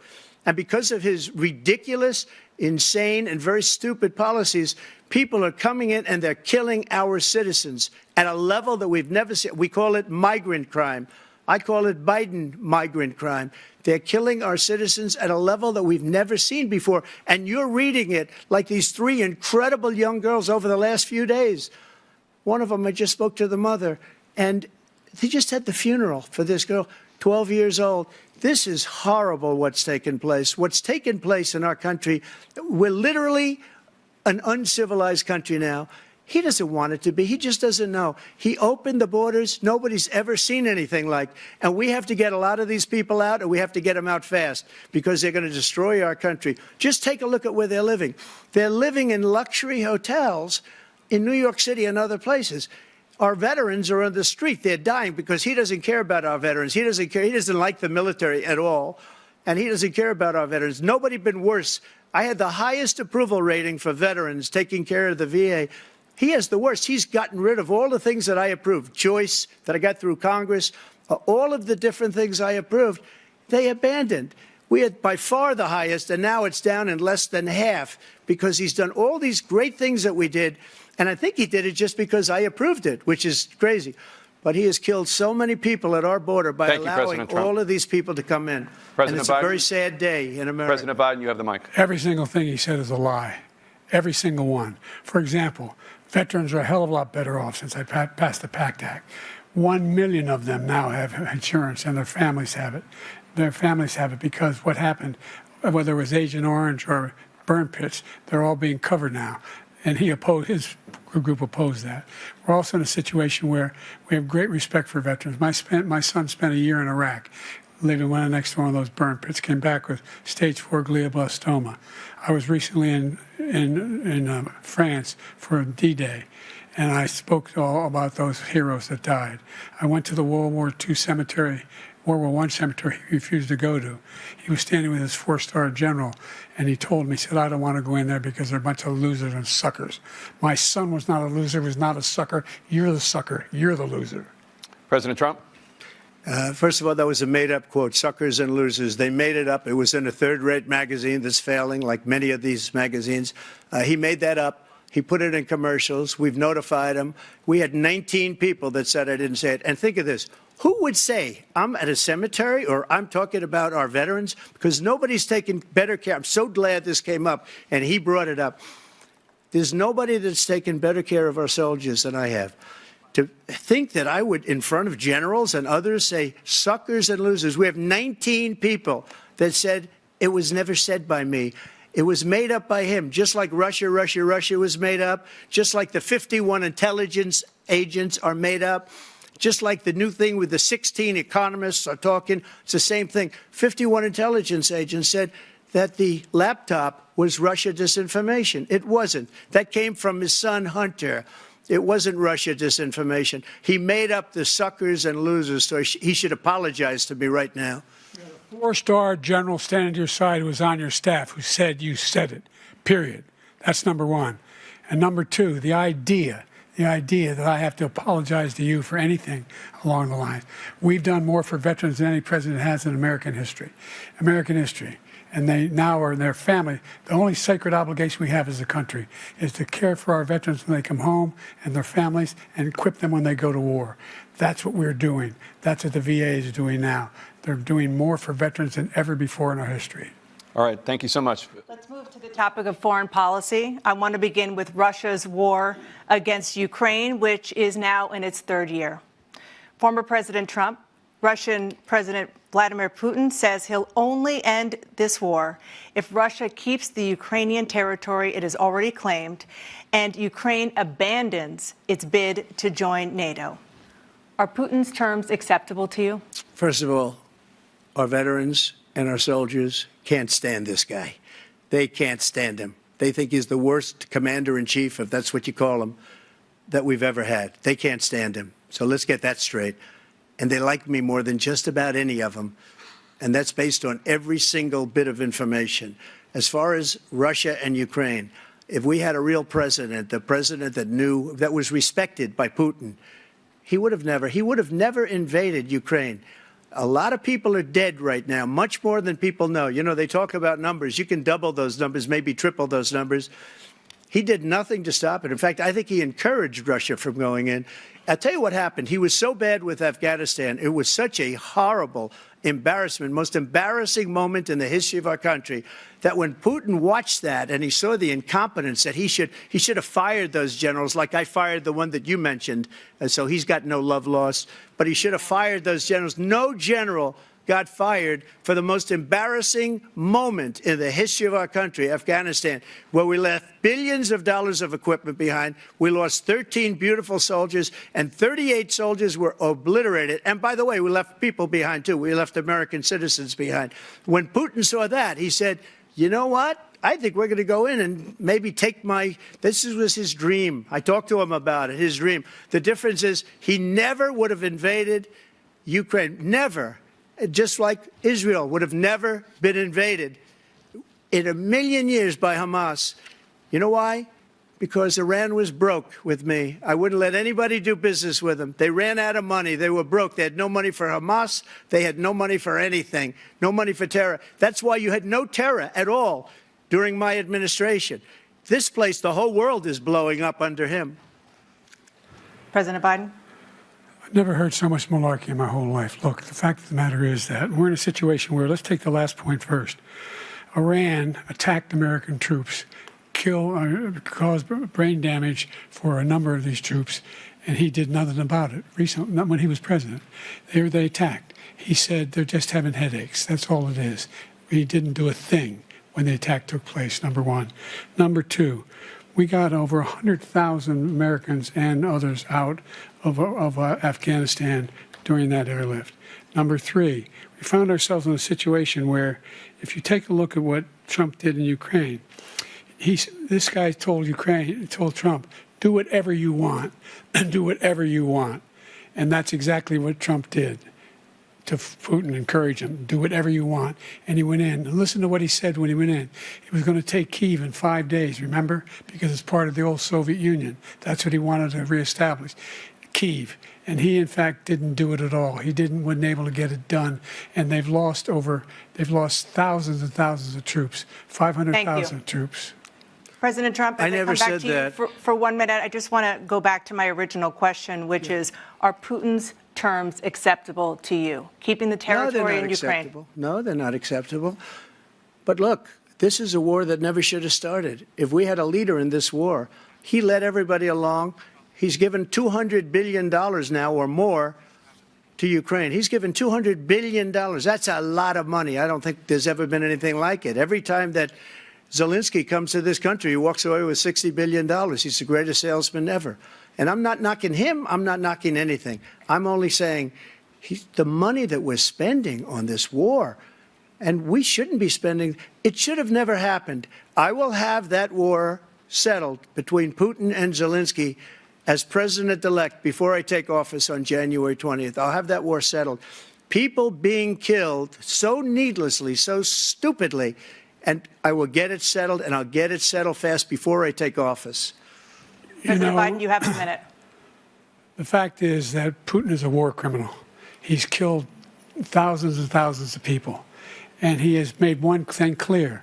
He wants to reestablish what was part of the Soviet Empire, not just a piece. He wants all of Ukraine. That's what he wants. And then you think he'll stop there? Do you think he'll stop when if he takes Ukraine? What do you think happens to Poland? What do you think of Belarus? What do you think happens to those NATO countries? And so if you want a war, you ought to find out what he's going to do, because if in fact he does what he says and walks away, and by the way, all that money we give Ukraine are from weapons we make here in the United States. We give them the weapons, not the money at this point. And our NATO allies have produced as much funding for Ukraine as we have. That's why we're strong. Thank you. Moving on to the Middle East. In October, Hamas attacked Israel, killing more than 1,000 people and taking hundreds of hostages. Among those held and thought to still be alive are 5 Americans. Israel's response has killed thousands of Palestinians and created a humanitarian crisis in Gaza. President Biden, you've put forward a proposal to resolve this conflict, but so far Hamas has not released the remaining hostages, and Israel is continuing its military offensive in Gaza. So what additional leverage will you use to get Hamas and Israel to end the war? You have 2 minutes. Number one, everyone from the United Nations Security Council straight through to the G7 to the Israelis and Netanyahu himself have endorsed the plan I put forward. Which has 3 stages to it. The first stage is trade the hostages for a ceasefire. Second phase is a ceasefire with additional conditions. The third phase is the end of the war. The only one who wants the war to continue is Hamas. Number one, they're the only ones standing out. We're still pushing hard to get them to accept. In the meantime, what's happened? In Israel, we're finding that the only thing I've denied Israel was 2,000-pound bombs. They don't work very well in populated areas. They kill a lot of innocent people. We're providing Israel with all the weapons they need and when they need them. And by the way, I'm the guy that organized the world against Iran when they had a full-blown intercontinental ballistic missile attack on Israel. No one was hurt.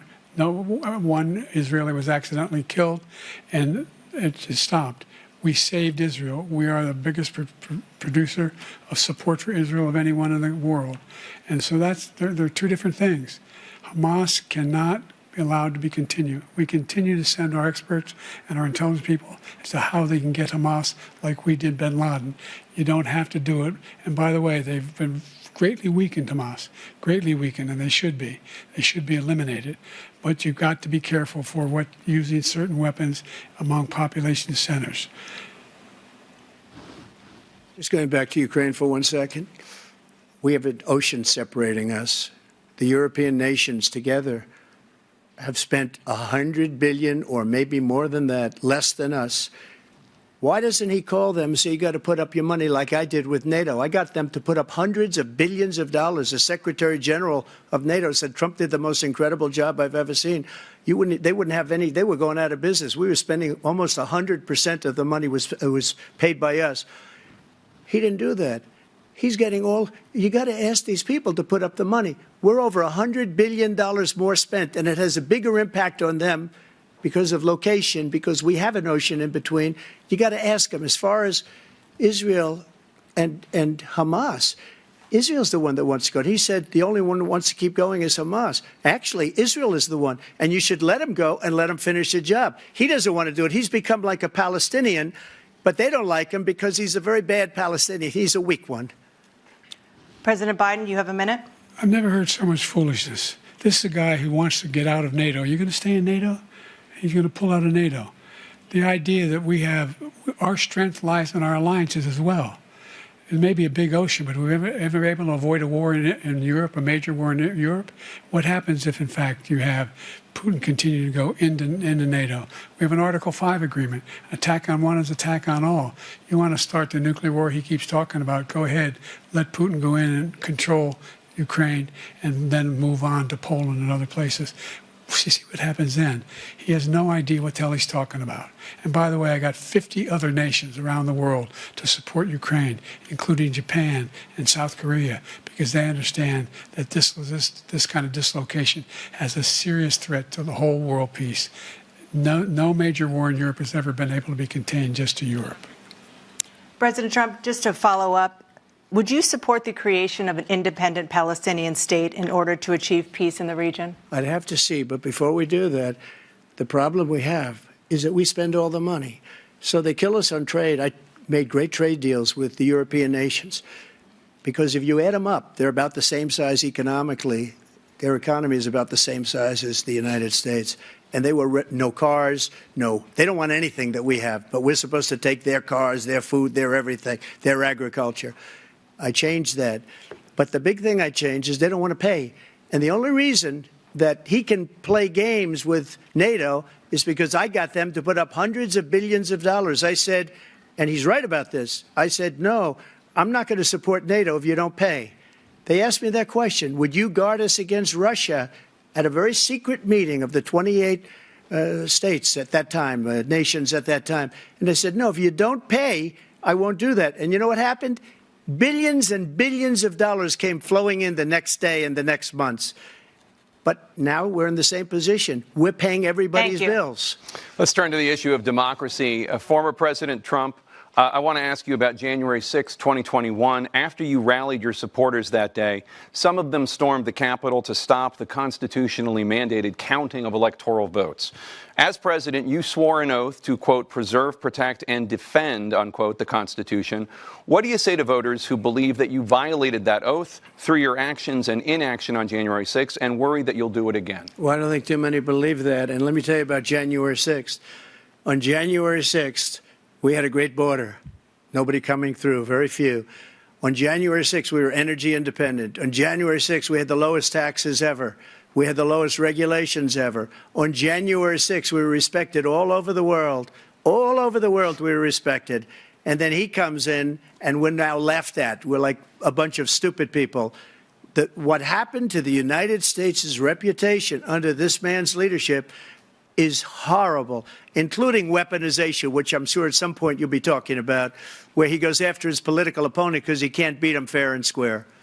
You have 80 seconds left. My question was, what do you say to those voters who believe that you violated your constitutional oath through your actions and inaction on January 6, 2021, and worry that you'll do it again? Well, I didn't say that to anybody. I said peacefully and patriotically. And Nancy Pelosi, if you just watched the news from 2 days ago, on tape to her daughter, who's a documentary filmmaker, they say, but she's saying, oh, no, it's my responsibility. I was responsible for this because I offered her 10,000 soldiers or National Guard, and she turned them down. And the mayor in writing, by the way, the mayor in writing turned it down, the mayor of D.C. They turned it down. I offered 10,000 because I could see I had virtually nothing to do. They asked me to go make a speech. I could see what was happening. Everybody was saying they're going to be there on January 6th. They're going to be there. And I said, you know what? There's a lot of people coming. You could feel it. You could feel it, too, and you could feel it. And I said, they ought to have some National Guard or whatever. And I offered it to her. And she now admits that she turned it down. And it was the same day she was, I don't know, she can't be very happy with her daughter because it made her into a liar. She said, I take full responsibility for January 6th. President Biden? Look, he encouraged those folks to go up on Capitol Hill, number one. I sat in the dining room off the Oval Office. He sat there for 3 hours watching, begging, being begged by his vice president and a number of his colleagues on the Republican side as well to do something, to call for a stop, to end it. Instead, they talked about these people being patriots and great patrons of America. In fact, he says he'll now forgive them for what they've done. They've been convicted. He says he wants to commute their sentences and say that no. But He went to every single court in the nation. I don't know how many cases, scores of cases, including the Supreme Court. And they said, no, this guy is responsible for doing what was done. He didn't do a damn thing. And these people should be in jail. And they should be the ones who are being held accountable. And he wants to let them all out. And now he says if he loses again, such a whiner that he is, that it could be a bloodbath. Thank you, President Biden. President Trump? What they've done to some people that are so innocent, you ought to be ashamed of yourself. What you have done, how you've destroyed the lives of so many people when they ripped down Portland, when they ripped down many other cities. You go to Minnesota, Minneapolis, what they've done there with the fires all over the city. If I didn't bring in the National Guard, that city would have been destroyed. When you look at all of they took over big chunks of Seattle. I was all set to bring in the National Guard. They heard that. They saw them coming, and they left immediately. What he said about this whole subject is so off. Peacefully patriotic. One other thing. The Unselect Committee, which is basically two horrible Republicans that are all gone now, out of office, and Democrats, all Democrats, they destroyed and deleted all of the information they found because they found out we were right. We were right. And they deleted and destroyed all of the information. They should go to jail for that. If a Republican did that, they'd go to jail. Thank you, President Trump. President Biden, I want to give you a minute. The only person on this stage is a convicted felon is the man I'm looking at right now. And the fact of the matter is, what he's telling you is simply not true. The fact is that there was no effort on his part to stop what was going on up in Capitol Hill. And all those people, every one of those who were convicted, deserves to be convicted. The idea that they didn't kill somebody, just went in and broke down doors, broke the windows, occupied offices, turned over desks, turned them over statues. The idea that those people are patriots? Come on. When I asked him the first two debates we had, first time around, I said, will you denounce the Proud Boys? He said, no, I'll tell them to stand by. The idea he's refusing, will you denounce these guys? Will you denounce the people we're talking about now? Will you denounce the people who attacked that Capitol? What are you going to do? I'm going to give you a minute, President Trump, for a follow-up question I have. After a jury convicted you of 34 felonies last month, you said if reelected, you would, quote, have every right to go after, unquote, your political opponents. You just talked about members of the Select Committee on January 6th going to jail. Your main political opponent is standing on stage with you tonight. Can you clarify exactly what it means about you feeling you have every right to go after your political opponents? Well, I said my retribution is going to be success. We're going to make this country successful again, because right now it's a failing nation. My retribution is going to be success. But when he talks about a convicted felon, his son is a convicted felon at a very high level. His son is convicted, going to be convicted probably numerous other times. Should have been convicted before, but his Justice Department let the statute of limitations lapse on the most important things. But he could be a convicted felon as soon as he gets out of office. Joe could be a convicted felon with all of the things that he's done. He's done horrible things. All of the death caused at the border, telling the Ukrainian people that we're going to want $1 billion or you change the prosecutor. Otherwise, you're not getting $1 billion. If I ever said that, that's quid pro quo. That we're not going to do anything. We're not going to give you $1 billion unless you change your prosecutor having to do with the son. This man is a criminal. This man, you're lucky. You're lucky. I did nothing wrong. We'd have a system that was rigged and disgusting. I did nothing wrong. Thank you, President Trump. President Biden, you have said, I'm coming right to you, sir. You want to respond? Go ahead. I'll give you a minute to respond. The idea that I did anything wrong relative to what you're talking about is outrageous. It's simply a lie, number one. Number two, the idea that you have a right to seek retribution against any American just because you're president is wrong. It's simply wrong. No president's ever spoken like that before. No president in our history has spoken like that before. Number three, the crimes that you are still charged with, and think of all the civil penalties you have. How many billions of dollars do you owe in civil penalties for molesting a woman in public, for doing a whole range of things, of having sex with a porn star on the night while your wife was pregnant? I mean, what are you talking about? You have the morals of an alley cat. Give you a minute, sir. I didn't have sex with a porn star, number one. Number two, that was a case that was started and moved. They moved a high-ranking official at DOJ into the Manhattan DA's office to start that case. That case is going to be appealed and won. We had a very terrible judge, a horrible judge, Democrat. The prosecutor were all high-ranking Democrats, appointed people, and both the civil and the criminal. He basically went after his political opponent because he thought it was going to damage me. But when the public found out about these cases, because they understand it better than he does, he has no idea what these cases are. But when they found out about these cases, you know what they did? My poll numbers went up, way up. You know that because you're reporting it. And we took in more money in the last 2 weeks than we've ever taken in the history of any campaign. I don't think any campaign has ever taken. Hundreds of millions of dollars came pouring in because the public knows it's a scam and it's a guy that's after his political opponent because he can't win fair and square. Thank you, President Trump. President Biden, you have said, quote, Donald Trump and his MAGA Republicans are determined to destroy American democracy. Do you believe that the tens of millions of Americans who are likely to vote for President Trump will be voting against American democracy? The more they know about what he's done, yes. The more they know about what he's done. And there's a lot more coming. He's got a lot of cases down the road coming around. He's got a whole range of issues he has to face. I don't know what the juries will do, but I do know he has a real problem. And so the fact that, could you ever think you heard any president say that I'm going to seek retribution? Do you ever hear any president say that I thought Hitler had some good ideas? What got me involved to run in the first place after my son had died, I decided in Iraq, because of Iraq, I said I wasn't going to run again until I saw what happened in Charlottesville, Virginia. People coming out of the woods carrying swastikas on torches, and singing the same anti-Semitic bile they sang when back in Germany.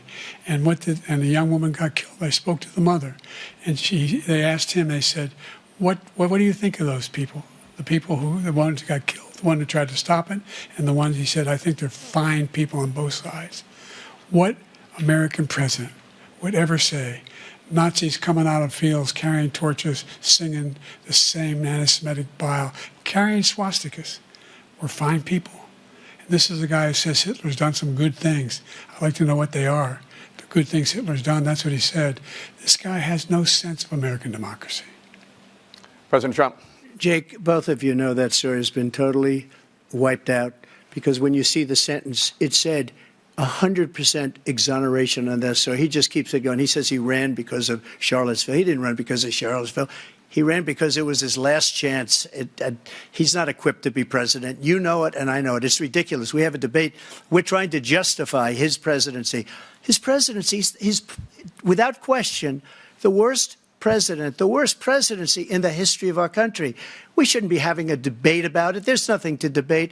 He made up the Charlottesville story, and you'll see it's debunked all over the place. Every reasonable anchor has debunked it. And just the other day, it came out where it was fully debunked. It's a nonsense story. He knows that, and he didn't run because of Charlottesville. He used that as an excuse to run. President Biden. And debunked. It happened. All you have to do is listen to what was said at the time. And the idea that somehow that's the only reason I ran because I was worried a guy like this guy could get elected. If he thought they were good people coming out of that forest, carrying those woods, carrying those torches, then he didn't deserve to be president. Didn't deserve to be president at all. And the idea that he's talking about all this being fabricated, we saw with our own eyes. We saw what happened on January 6th. We saw the people breaking through the windows. We saw people occupying his own vice president. Look, there's a reason why 40 of his 44 top cabinet officers refused to endorse him this time. His vice president hasn't endorsed him this time. So why? Why? They know him well. They serve with him. Why are they not endorsing him? Thank you, President Biden. We're going to be right back with more from the CNN presidential debate.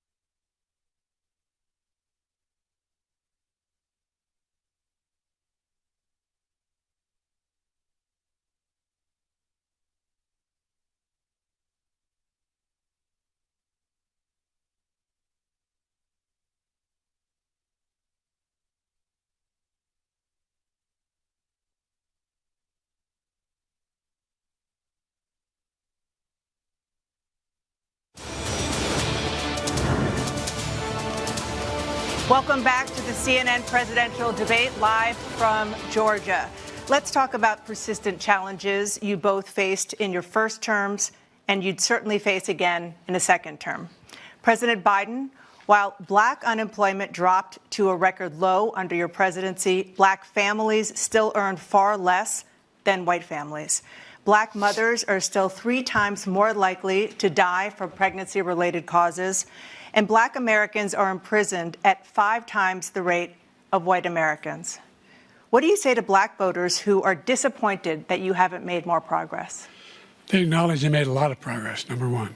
The fact of the matter is there's more small black businesses that have been started than any time in history. Number two, the wages of black unemployment is the lowest level it's been in a long, long time. Number three, we're providing housing for black Americans and dealing with the segregation that exists among these corporations that collude to keep people out of their houses. And in addition to that, we find that the impact on the choice that black families have to make relative to child care is incredibly difficult. When we did the first major piece of legislation in the past, I was able to reduce black child care costs. I cut them in half. We got to make sure we provide for child care costs. We got to make sure, because when you provide those child care protections, you increase economic growth because more people can be in the job market. So there's more to be done, considerably more to be done. But we've done a great deal so far, and I'm not letting up, and they know it. You have 49 seconds left. What do you say to black voters who are disappointed with the progress so far? I say I don't blame them for being disappointed. Inflation is still hurting them badly. For example, I provided for the idea that any black family, first-time home buyer, should get a $10,000 tax credit to be able to buy their first home so they can get started. I made sure that we're in a situation where all those black families and those black individuals who had to take out student loans that were ballooning, that if they were engaged in nursing, doctor, and anything having to do with volunteerism, if they paid their bills for 10 years on their student debt, all the rest is forgiven after 10 years. Millions have benefited from that. And we're going to do a whole lot more for black families. Thank you, President Trump. And he caused the inflation. He's blaming inflation, and he's right, it's been very bad.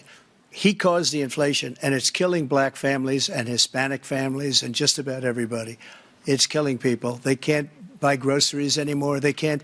You look at the cost of food where it's doubled and tripled and quadrupled. They can't live. They're not living anymore.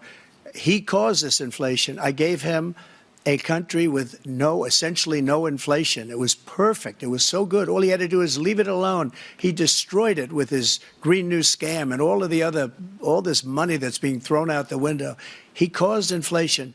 As sure as you're sitting there, the fact is that his big kill on the black people is the millions of people that he's allowed to come in through the border. They're taking black jobs now, and it could be 18, it could be 19, and even 20 million people. They're taking black jobs, and they're taking Hispanic jobs, and you haven't seen it yet, but you're going to see something that's going to be the worst in our history. Thank you. President Biden? There was no inflation when I became president. You know why? The economy was flat on its back.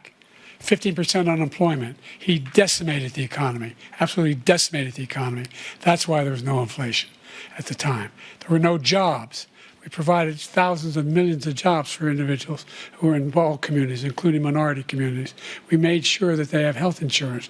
We have covered, the ACA has increased. I made sure that they're $8,000 per person in a family to get written off for health care. But this guy wants to eliminate that. They tried 50 times. He wants to get rid of the ACA again, and they're going to try again if they win. You find ourselves in a position where the idea that we're not doing any, we put more police on the street than any administration has. He wants to cut the cops. We're providing for equity and making sure people have a shot to make it. There's a lot going on, but in inflation, he caused it by his tremendous malfeasance in the way he handled the pandemic. Thank you. Another persistent challenge is the climate crisis. 2023 was the hottest year in recorded history, and communities across the country are confronting the devastating effects of extreme heat, intensifying wildfires, stronger hurricanes, and rising sea levels. Former President Trump, you've vowed to end your opponent's climate initiatives, but will you take any action as president to slow the climate crisis? Well, let me just go back to what he said about the police, how close the police are to him. Almost every police group in the nation from every state is supporting Donald J. Trump. Almost every police group. And what he's done to the black population is horrible, including the fact that for 10 years he called them super predators. We can't, in the 1990s, we can't forget that. Super predators was his name, and he called it to them for 10, and they've taken great offense at it, and now they see it happening. But when they see what I did for criminal justice reform and for the historically black colleges and universities, where I funded them and got them all funded, and the opportunity zones with Tim, as you know, Tim Scott was incredible. He did a great job, great senator from South Carolina. He came to me with the idea, and it was a great idea. It's one of the most successful economic development acts ever in the country, opportunity zones.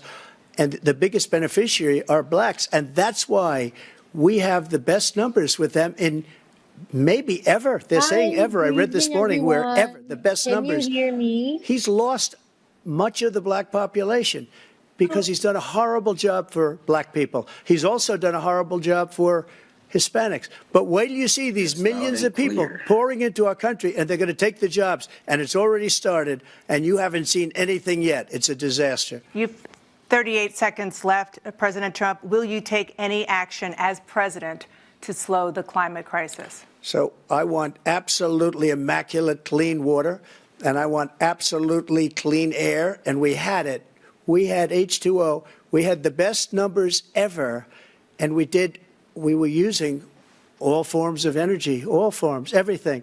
And yet, during my 4 years, I had the best environmental numbers ever. And my top environmental people gave me that statistic just before I walked on the stage, actually. I don't know where the hell he's been. The idea that anything he said is true. I've passed the most extensive climate change legislation in history. We find ourselves, and by the way, black colleges. I came up with $15 billion for HBCUs, historic black universities and colleges, because they don't have the kind of contributors that they have to build these laboratories and the like. Any black student is capable in college of doing any white student can do. They just don't have the money, but now they'll be able to get those jobs in high tech.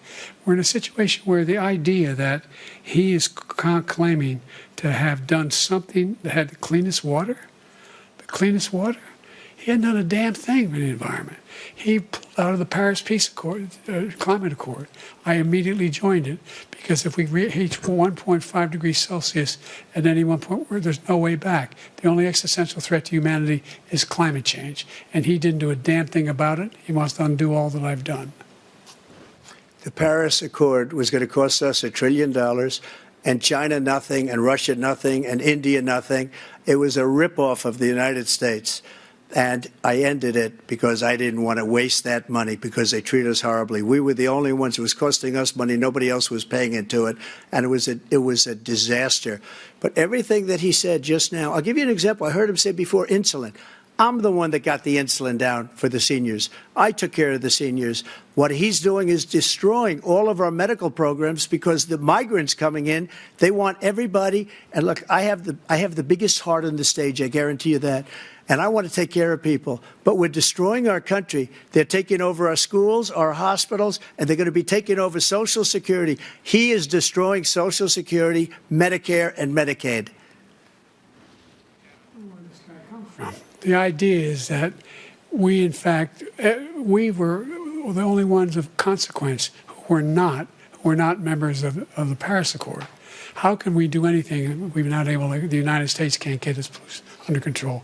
One of the largest polluters in the world, number one. We're making significant progress. By 2035, we will have cut pollution in half. We have made significant progress, and we're continuing to make progress. We set up a climate corps for thousands of young people to learn how to deal with climate, just like the Peace Corps. And we're going to we're moving in directions that are going to significantly change the elements of cause of pollution. But the idea that he claims that he has the biggest heart up here and he's really concerned about pollution and about climate, I've not seen any indication of that. And by the way, with regard to prescription drugs, one company agreed that they would reduce the price to $35, which I was calling for, one, voluntarily. I made sure every company in the world, every pharmaceutical company, cannot have to pay. Thank you. And by the way, So every day, millions of Americans struggle just to make ends meet. For many older Americans, Social Security provides a critical lifeline. President Biden, if nothing is done to Social Security, seniors will see their benefits cut in just over 10 years. Will you name tonight one specific step that you're willing to take to keep Social Security solvent? yes, make the very wealthy begin to pay their fair share. Right now, everybody making under $170,000 pays 6% of their income, of their paycheck, every single time they get a paycheck from the time of the first one they get when they're 18 years old. The idea that they're going to, I'm proposing that everybody, they pay, the millionaires pay 1%. 1%. So no one I would not raise the cost of Social Security for anybody under $400,000. After that, I began to make the wealthy begin to pay their fair share by increasing from 1% beyond to be able to guarantee the program for life. So you still have 82 seconds left. Are there any other measures that you think that would be able to help keep Social Security solvent, or is that one enough? Well, no, that one enough will keep it solvent. But the biggest thing I'll do if we defeat this man, because he wants to get rid of Social Security. He thinks there's plenty to cut in Social Security. He's wanting to cut Social Security and Medicare, both times. And that's what. And if you look at the program put forward by the House Republican caucus that he, I believe, supports, is in fact want to cut it as well. The idea that we don't need to protect our seniors is ridiculous. And by the way, the American public has greater health care coverage today than ever before. And on the ACA, as I said, you're in a circumstance where 400,000 people, 40 million people would not have insurance because they have a pre-existing condition. The only thing that allows them to have that insurance is the fact that they, in fact, are part of the ACA. And by the way, the other thing is, we're in a situation where we talk about education for black communities. I've raised the amount of money for Pell Grants by another $8,000. So anybody making under $70,000 a year is going to be able to get $15,000 toward their tuition. He just doesn't know what he's talking about. Thank you, President Biden. President Trump. So I've dealt with politicians all my life. I've been on this side of the equation for the last 8 years. I've never seen anybody lie like this guy. He lies. I've never seen it. He could look you in the face about so many other things, too. And we mentioned the laptop. We mentioned Russia, Ukraine. Everything he does is a lie.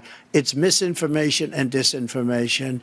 The losers and suckers story that he made up is a total lie on the military. It's a disgrace. But Social Security, he's destroying it because millions of people are pouring into our country, and they're putting them onto Social Security. They're putting them onto Medicare, Medicaid. They're putting them in our hospitals. They're taking the place of our citizens. What they're doing to the VA, to our veterans, is unbelievable. Our veterans are living in the street, and these people are living in luxury hotels. He doesn't know what he's doing, and it's really coming back. I've never seen such anger in our country before. President Biden.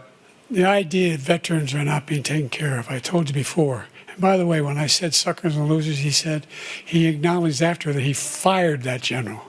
That general got fired because he's the one that acknowledged that that's what he said. He was the one standing with Trump when he said it, number one. Number two, the idea that we're going to be in a situation where all these millions and millions, the way he talks about it, illegal aliens are coming into the country and taking away our jobs. There's a reason why we have the fastest growing economy in the world, the reason why we have the most successful economy in the world. We're doing better than any other nation in the world. And by the way, those 15 Nobel laureates he talked about being phony, those 15 Nobel laureates, economists, they all said that if Trump is reelected, we're likely to have a recession. And inflation is going to increasingly go up. And by the way, worst president in history, 159 presidential scholars voted him the worst president in the history of the United States of America. President Biden, thank you so much. Let's turn to the cost of child care, which many American families struggle to afford. President Trump, both you and President Biden have tried to address this issue, but the average cost of child care in this country has risen to more than $11,000 a year per child. For many families, the cost of child care for 2 children is more than their rent. In your second term, what would you do to make child care more affordable? Just to go back, the general got fired because he was no good. And if he said that, that's why he made it up. But we have 19 people that said I didn't say it, and they're very highly respected, much more so than him. The other thing is, he doesn't fire people. He never fired people. I've never seen him fire anybody. I did fire a lot. I fired Comey because he was no good. I fired a lot of the top people at the FBI, drained the swamp. They were no good. Not easy to fire people. You'd pay a price for it, but they were no good. I inherited these people. I didn't put them there. I didn't put Comey there. He was no good. I fired him. This guy hasn't fired anybody. He never fires. He should have fired every military man that was involved with that the Afghanistan horror show, the most embarrassing moment in the history of our country. He didn't fire. Did you fire anybody? Did you fire anybody that's on the border, that's allowed us to have the worst border in the history of the world? Did anybody get fired for allowing 18 million people, many from prisons, many from mental institutions? Did you fire anybody that allowed our country to be destroyed? Joe, our country is being destroyed as you and I sit up here and waste a lot of time on this debate. This shouldn't be a debate. He is the worst president. He just said about me because I said it. But look, he's the worst president in the history of our country. He's destroyed our country. Now all of a sudden he's trying to get a little tough on the border. He came out with a nothing deal, and it reduced it a little bit, like this much. It's insignificant. He wants open borders. He wants our country to either be destroyed or he wants to pick up those people as voters. And I don't think we just can't let it happen. If he wins this election, our country doesn't have a chance, not even a chance, of coming out of this rut. We probably won't have a country left anymore. That's how bad it is. He is the worst in history by far. Thank you, President Trump. President Biden? We're the most admired country in the world. We're the United States of America. There's nothing beyond our capacity. We have the finest military in the history of the world, the finest in the history of the world. No one thinks we're weak. No one wants to screw around with us. Nobody, number one. Number two, the idea that we're talking about worst presidents. I wasn't joking. Look it up. Go online. 159 or 58, don't hold me the exact number, presidential historians, they've had meetings and they voted who's the worst president in American history. One through best to worst. They said he was the worst in all of American history. That's a fact. That's not conjecture. He can argue they're wrong, but that's what they voted. The idea that he is doing anything to deal with child care, he did virtually nothing to child care. We should significantly increase the child care tax credit. We should significantly increase the availability of women and men or single parents to be able to go back to work. And we should encourage businesses to have. Thank you, President Biden. President Trump, the question was about what would you do to make child care more affordable, if you want to take your minute. Just so you understand, we have polling, we have other things that they rate him the worst because what he's done is so bad. And they rate me, I'll show you, I will show you. And they rate me one of the best, okay? And if I'm given another 4 years, I will be the best. I think I'll be the best. Nobody's ever created an economy like us. Nobody ever cut taxes like us. He's the only one I know. He wants to raise your taxes by 4 times. He wants to raise everybody's taxes by 4 times. He wants the Trump tax cuts to expire. So everybody, including the 2 of you, are going to pay 4 to 5 times. Nobody ever heard of this before. All my life, I'd grow up and I'd see politicians talking about cutting taxes. When we cut taxes, as I said, we did more business. Apple and all these companies, they were bringing money back into our country. The worst president in history by far, and everybody knows it. President Biden? Look, the fact of the matter is that he's dead wrong about, he's increased the tariff, he will increase the taxes on middle-class people. I said I'd never raise a tax on anybody making less than $400,000. I didn't. But this tariff is 10% tariffs. Everything coming into the country, you know what the economists say? That's going to cost the average American $2,500 a year more because they're going to have to pay the difference in food and all the things that are very important. Number two, he's in a situation where he talks about how he is not raised. He's somehow helped the middle class. Middle class have been devastated by you. Now you want a new tax cut of $5 trillion over the next 10 years, which is going to fundamentally bankrupt the country. You had the largest deficit of any president in American history, number one. Number two, you have not, in fact, made any contact, any progress with China. We are at the lowest trade deficit with China since 2010. Thank you, President Biden. You lost. Thank you, President Biden. Let's discuss an epidemic impacting millions of Americans that both of you have made a top priority in your first term, the opioid crisis. And for both of you, the number of overdose deaths in this country has gone up. Under your term, it went up. Under your term, it has gone up. Former President Trump, despite the efforts that both of you have made, more than 100,000 Americans are dying from overdoses every year, primarily from fentanyl and other opioids. What will you do to help Americans right now in the throes of addiction who are struggling to get the treatment they need? To finish up, we now have the largest deficit in the history of our country under this guy. We have the largest deficit with China. He gets paid by China. He's a Manchurian candidate. He gets money from China. So I think he's afraid to deal with them or something. But do you notice he never took out my tariffs because we bring in so much money with the tariffs that I imposed on China. He never took them away. He can't because it's too much money. It's tremendous. And we saved our steel industries, and there was more to come, but he hasn't done that. But he hasn't cut the tariffs because he can't, because it's too much money. But he's got the largest deficit in the history of our country, and he's got the worst situation with China. China's going to own us if you keep allowing them to do what they're doing to us as a country. They are killing us as a country, Joe, and you can't let that happen. You're destroying our country. So, President Trump, you have 67 seconds left. The question was, what are you going to do to help Americans in the throes of addiction right now who are struggling to get the treatment they need? Jake, we were doing very well at addiction until the COVID came along. We had the 2.5, almost 3 years of like nobody's ever had before, any country, in every way. And then we had to get tough. And it was the drugs pouring across the border it started to increase. We got great equipment. We bought the certain dog that's the most incredible thing that you've ever seen, the way they can spot it. We did a lot, and we were getting very low numbers, very, very low numbers. Then he came along. The numbers, have you seen the numbers now? It's not only the 18 million people that I believe is even low because the gotaways, they don't even talk about gotaways. But the numbers of the amount of drugs and human trafficking in women coming across our border, the worst thing I've ever seen, at numbers that nobody's ever seen under him because the border's so bad. But the number of drugs coming across our border now is the largest we've ever had by far. President Trump, thank you. President Biden? Fentanyl and the byproducts of fentanyl went down for a while. And I wanted to make sure we use the machinery that can detect fentanyl, these big machines that roll over everything that comes across the border.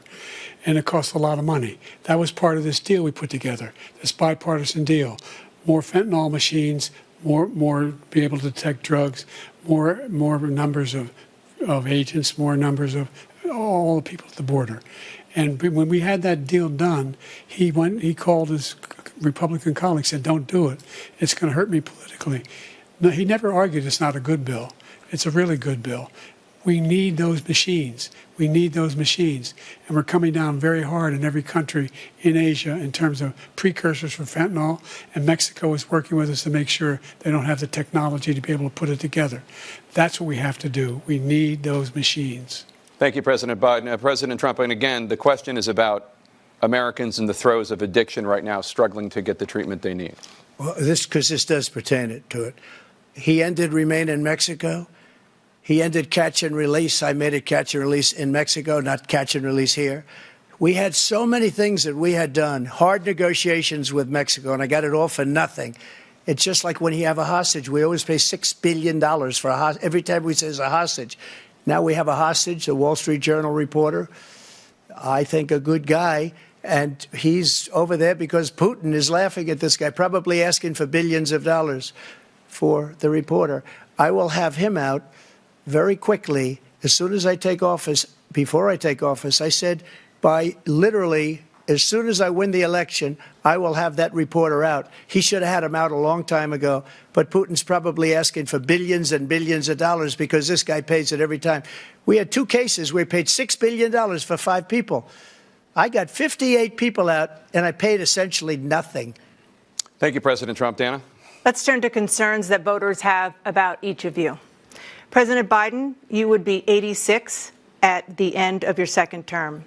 How do you address concerns about your capability to handle the toughest job in the world well into your 80s? Well, first of all, I spent half my career being criticized being the youngest person in politics. I was the second youngest person ever elected to the United States Senate, and now I'm the oldest. This guy's 3 years younger and a lot less competent. I think that just look at the record. Look at what I've done. Look how I've turned around the horrible situation he left me. As I said, 15 million new jobs, 800,000 manufacturing jobs, more investment in America, over billions of dollars in private investment in enterprises that we are growing. By the way, we brought an awful lot of people. The whole idea of computer chips, we used to have 40% of the market. We invented those chips, and we lost it because he was sending people to find the cheapest jobs overseas and to bring home a product. So I went to South Korea. I convinced Samsung to invest billions of dollars here in the United States. And guess what? Those fabs, they call to build these chips, those fabs pay over $100,000. You don't need a college degree for them.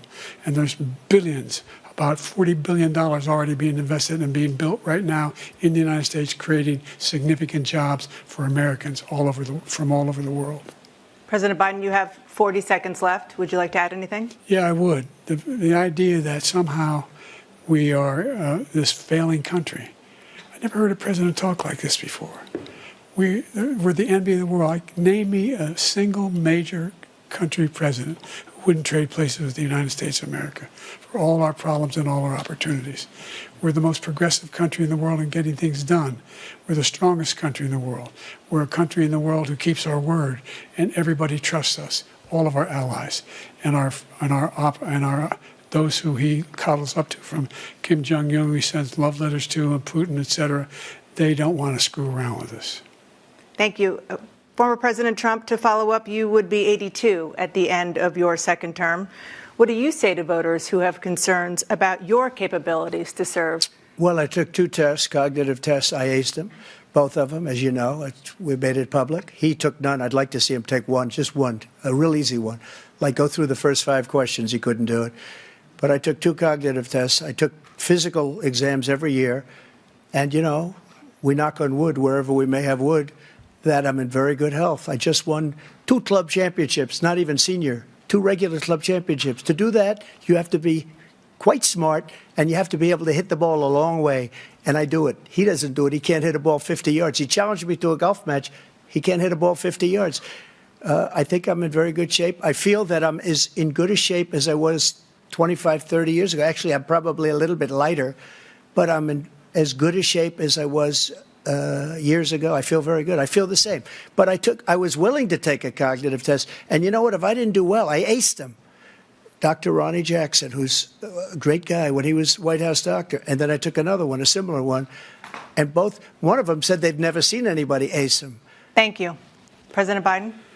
You can see he is 6'5" and only 223 pounds, or 235 pounds. You never said it was Well, you said 6'4", 200. Well, anyway, that's what anyway, just take a look at what he says he is and take a look at what he is. Look, I'd be happy to have a driving contest with him. I got my handicap, which when I was vice president, down to a 6. But by the way, I told you before, I'm happy to play golf if you carry your own bag. Think you can do it? That's the biggest lie that he's a 6 handicap of all. I was an 8 handicap. Yeah. 8. Never. But I have, how many? I've seen you swing. I know you swing. Okay, let's not act like children. President Trump, we're going to turn Let's not act like children. to a specific concern that voters have about you. Will you pledge tonight that once all legal challenges have been exhausted, that you will accept the results of this election, regardless of who wins, and you will say right now that political violence in any form is unacceptable? Well, I shouldn't have to say that, but of course I believe that. It's totally unacceptable. And if you would see my statements that I made on Twitter at the time, and also my statement that I made in the Rose Garden, you would say it's one of the strongest statements you've ever seen. In addition to the speech I made in front of, I believe, the largest crowd I've ever spoken to, and I will tell you, nobody ever talks about that. They talk about a relatively small number of people that went to the Capitol, and in many cases were ushered in by the police. And as Nancy Pelosi said, it was her responsibility, not mine. She said that loud and clear. But the answer is, if the election is fair, free, and I want that more than anybody. And I'll tell you something. I wish he was a great president, because I wouldn't be here right now. I'd be at one of my many places enjoying myself. I wouldn't be under indictment because I wouldn't have been his political opponent, because he indicted me because I was his opponent. I wish he was a great president. I would rather have that. I wouldn't be here. I don't mind being here. But the only reason I'm here is he's so bad as a president that I'm going to make America great again. We're going to make America great again. We're a failing nation right now. We're a seriously failing nation. And we're a failing nation because of him. His policies are so bad. His military policies are insane. They're insane. These are wars that will never end with him. He will drive us into World War III, and we're closer to World War III than anybody can imagine. We are very, very close to World War III, and he's driving us there. And Kim Jong-un and President Xi of China, Kim Jong-un of North Korea, all of these, Putin, they don't respect him. They don't fear him. They have nothing going with this gentleman, and he's going to drive us into World War III. You want a World War III, let him follow and win, and let Putin say, do what you want, NATO. Just do what you want. There's a thing called Article 5. An attack on one is an attack on all, and required response. The idea, I can't think of a single major leader in the world who wouldn't trade places with the job I've done and what they've done. Because we are a powerful nation. We have wonderful people. It's because of the people, not me. It's because of the American people. They're capable of anything, and they step up when they're needed. And right now, we're needed. We're needed to protect the world because our own safety is at stake. And again, you want to have a war, just let Putin go ahead and take Kyiv, make sure they move on, see what happens in Poland, Hungary, and other places along that border. Then you have a war. President Trump, as I come back to you for a follow-up, the question was, will you accept the results of this election, regardless of who wins? Just to finish what he said, if I might, Russia, they took a lot of land from Bush. They took a lot of land from Obama and Biden. They took no land, nothing from Trump, nothing. He knew not to do it. He's not going to play games with me. He knew that. I got along with him very well, but he knew not to play games. He took nothing from me. But now he's going to take the whole thing from this man right here. That's a war that should have never started. It would have never started ever with me. And he's going to take Ukraine. And, you know, you asked me a question before, would you do this? He's got us in such a bad position right now with Ukraine and Russia, because Ukraine's not winning that war. He said, I will never settle until such time. They're running out of people. They're running out of soldiers. They've lost so many people. It's so sad. They've lost so many people, and they've lost those gorgeous cities with the golden domes that are 1,000 years old, all because of him and stupid decisions. Russia would have never attacked if I were president. President Trump, the question was, will you accept the results of the election, regardless of who wins? Yes or no, please. If it's a fair and legal and good election, absolutely. I would have much rather accepted these. But the fraud and everything else was ridiculous. And if you want, we'll have a news conference on it in a week, or we'll have another one of these in a week. But I will absolutely, there's nothing I'd rather do. It would be much easier for me to do that than I'm running again. I wasn't really going to run until I saw the horrible job he did. He's destroying our country. I would be very happy to be someplace else, in a nice location someplace. And again, no indictments, no political opponent stuff, because it's the only way he thinks he can win. But unfortunately, it's driven up my numbers and driven them up to a very high level because the people understand it. Well, let's see what your numbers are when this election is over. Let's see. Let's see. You're a whiner. When you lost the first time, You continued, you appealed and appealed to courts all across the country. Not one single court in America said any of your claims had any merit, state or local, none. But you continue to provoke this lie about somehow there's all this misrepresentation, all this stealing. There is no evidence of that at all. And I tell you what, I doubt whether you'll accept it because you're such a whiner. The idea, if you lose again, you accepting anything, you can't stand the loss. Something snapped in you when you lost the last time. We'll be right back with more from the CNN presidential debate, live from Georgia.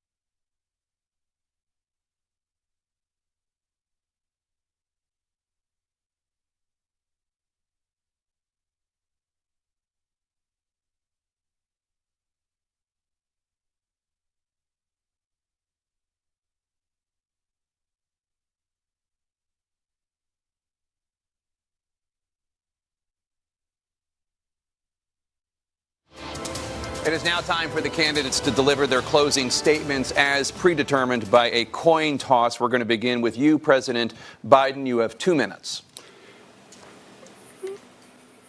We've made significant progress from the debacle that was left by President Trump in his last term.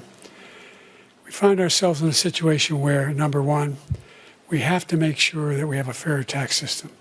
I ask anyone out there in the audience or anyone out watching this debate, do you think the tax system is fair?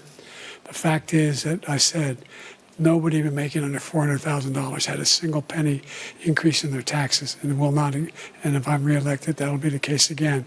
But this guy has increased your taxes because of the deficit. Number one, he's increased inflation because of the debacle he left after the way he handled the pandemic. And he finds himself in a position where he now wants to tax you more by putting a 10% tariff on everything that comes into the United States of America. What I did, when, for example, he wants to get rid of the ability of Medicare for us to be able to negotiate drug prices with the big pharma companies. Well, guess what? We got it down to $35 for insulin instead of $400. No more than $2,000 for every senior, no matter how much prescription they need. You know what that did? That reduced the federal debt by $160 billion over 10 years because the government doesn't have to pay these exorbitant prices. I'm going to make that available to every senior all along. It's happening now, and everybody in America. He wants to get rid of that. I'm going to make sure that we have child care. We're going to significantly increase the credit people have for child care. I'm going to make sure we do something about what we're doing on lead pipes and all the things that are causing health problems for people across the country. We're going to continue to fight to bring down inflation and give people a break. Thank you, President Biden. President Trump, you now have 2 minutes for your closing statement. Like so many politicians, this man is just a complainer. He said, we want to do this, we want to do that, we want to get rid of this tax, that tax. But he doesn't do anything. All he does is make our country unsafe by allowing millions and millions of people to pour in. Our military doesn't respect him. We look like fools in Afghanistan. We didn't stop Israel. It was such a horrible thing that would have never happened. It should have never happened. Iran was broke. Anybody that did business with Iran, including China, they couldn't do business with the United States. They all passed. Iran was broke. They had no money for Hamas or Hezbollah, for terror, no money whatsoever. Again, Ukraine should have never happened. He talks about all this stuff, but he didn't do it. For 3.5 years, we're living in hell. We have the Palestinians and we have everybody else rioting all over the place. You talk about Charlottesville. This is 100 times Charlottesville, 1,000 times. The whole country is exploding because of you, because they don't respect you, and they have to respect their president, and they don't respect you throughout the world. What we did was incredible. We rebuilt the military. We got the largest tax cut in history, the largest regulation cut in history. The reason he's got jobs is because I cut the regulations that gave jobs, but he's putting a lot of those regulations back on.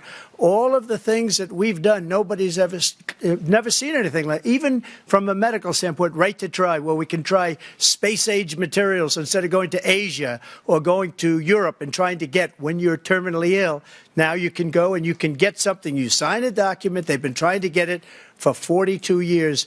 But you know what we did for the military was incredible. Choice for our soldiers, where our soldiers, instead of waiting for 3 months to see a doctor, can go out and get themselves fixed up and readied up and take care of themselves, and they're living. And that's why I had the highest approval rating in the history of the VA.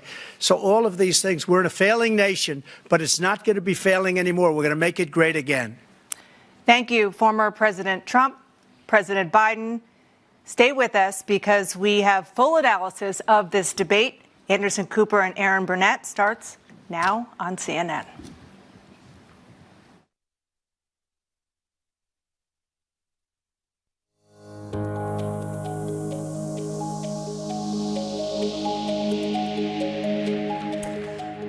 It's interesting watching and listening to your reactions. Just like that, 90 minutes is up. That was, of course, the first presidential debate for 2024 between President Joe Biden and former President Donald Trump. 90 jam-packed minutes.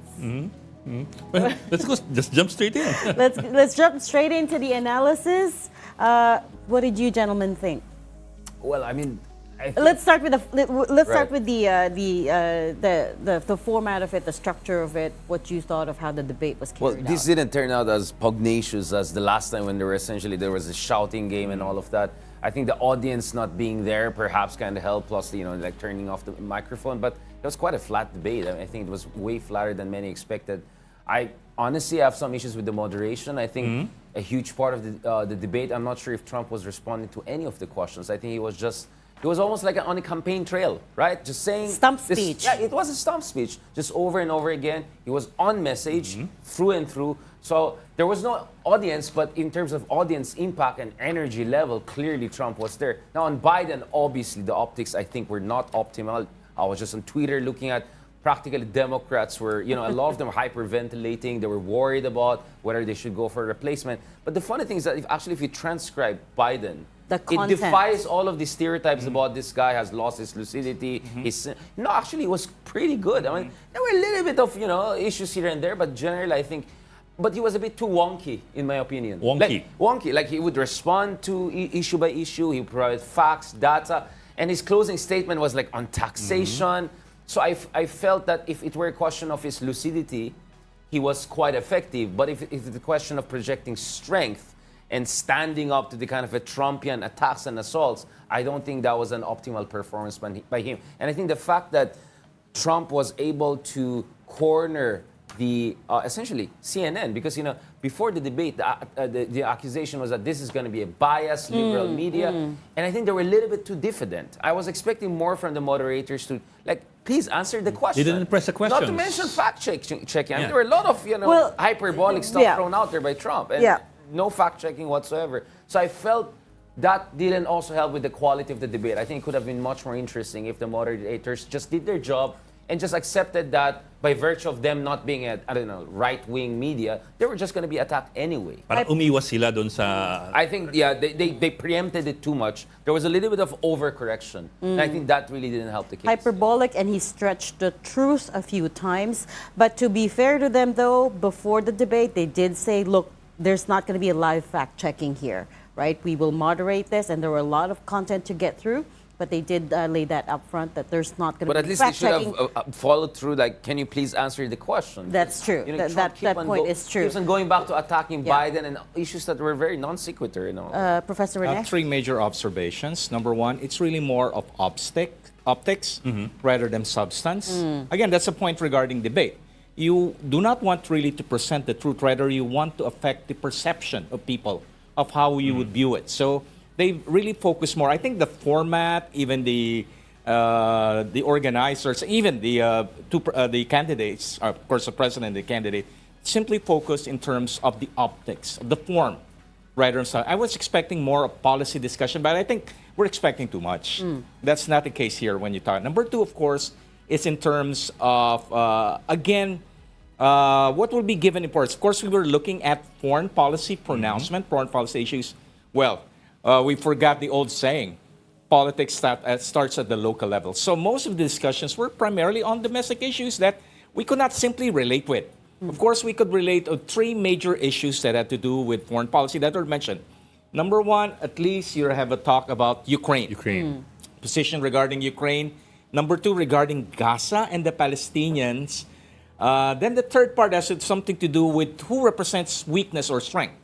Of course, at the end part, we're simply so much focused on the discussion earlier. You have Donald Trump basically telling, I represent power, whereas, of course, President Joe Biden represents weakness. And that was answered by President Joe Biden. We're not powerful because of individuals. We're powerful because we're a nation. And, of course, the fact that we have alliances. The third element, of course, is a matter of styles. Of course, as mentioned by Richard, Donald Trump never answered any of the questions directly. He was a politician. He skipped all the answer and started attacking, of course, President Joe Biden. But President Joe Biden simply showed, of course, consistency, although, of course, you have to accept the fact he's not anymore a spring chicken. Neither of them are. Yeah, so Neither of them are. But, of course, you see the what they call this, the cohesion and consistency in his flow of thoughts. Although, of course, he's having problems in terms of his facility. He's already he's the oldest American president. So you see the impact of age, but nevertheless, you see consistency in the flow of thoughts. You see the fact that he could answer questions directly, and the fact that there's substance. He knows what he's talking about, and of course, again, this will matter a lot in terms of presidential style. Whether the president really has at least a degree of control over what's happening within government. he showed it to us. But, Prof, is that what the viewing voter is looking for? I mean, like it or not, is that what they are looking for? Unfortunately, that's not the case. It's for us analysts and for those who seriously study foreign policy dynamics. And of course, at the end of the day, if I'll be, let's say, I'll be a government official, I'm working in the National Security Council, I'm working in the Department of Defense, I'm a diplomat, let's say, an American diplomat assigned in another agency, I would basically take that into account. Yeah, So I think there was if a I lot were of lost to- opportunities also Right. there. I mean, there were moments of brilliance by Biden when he was, trying to, Fired you up. are a convicted felon. You're questioning the foundations of democracy. Again, if you see the transcription, I think it comes off pretty well. But you should have The done it with delivery more of it. energy and passion, because I think all politics is also emotional, personal, right? Expecting so much from somebody who's Well- about 80 years Well, old. the reason is because I remember his State of the Union address, where he would even have banter back and forth with, Marjorie Taylor Greene and some of this. He was very energized in that. And sometimes a part of me wonders, maybe Trump had an advantage because he worked in media, whereby he had to just speak in front of a camera with no people for 40 minutes before, He while knows the rules of is communication. while Biden is a politician who feeds off on the audience. So my sense is, even some would joke this is battle of the aged. The fact of the matter is that Biden, I think, does better with the audience there. Trump would do just the same. I mean, I think this guy will just be the same regardless. He's just so good in sticking to the core message and having that energetic level. Yeah. Two elements there, of course, is age. Yeah. Donald Trump is younger than President Joe Slightly, Biden. just by 4 years. Plus, of course, the fact that Oh, 3 President... years, sorry. 3 years. 3 years, but still. Right. Of course, President Joe Biden is the president right now. The job has taken a toll on him. Exactly, right. You're right. Donald Trump is just sitting there So- attending trials and enjoying it. Still Attending playing trials golf. is also tiresome. Yeah. It's also But tiresome. at least it's not So directly are involved. we saying that essentially it's about maybe Biden is not a very inspiring campaigner, but he could be a very responsible, lucid decision Yeah, maker? but of course, the fact that he's the president of the United States, Yeah. he had to take the burden. Yeah. And the burden of the task, the impact on him. All the details, if you talk about, let's say, you have issue happening at All a the Jungin School, facts, and all the came out numbers. it. So again, Right. the job, 4 years of the presidency is taking its toll on him. So if I were to recap both of you, you both think that Biden was better on the substance, Than but expected, Trump was especially. better at the fight. Is Yes, that correct? in terms, but of course, in terms again of optics, instead of answering the questions directly, he would take every opportunity to attack Right, President Joe Biden and praise his accomplishments, alleged accomplishment. Okay. Which we're gonna- reflects on his leadership, right? Yeah. A responsible leader plays by the rules. Yeah. This guy defied every rule, and Yeah. this was an opportunity for him to showcase his mastery of different issues, his respect for the rules of the game. I'm not sure that reflects very well on, and he gave a very tentative answer, right, in terms of will you accept the Will you election? accept? He No, was he never- very Tentative. tentative. He never And answered Biden it. should have really capitalized on that. That's Look at a- it. This guy right. is not No, a democratic Right. person. Yeah. It's not No, Joe no. Biden who should have done it.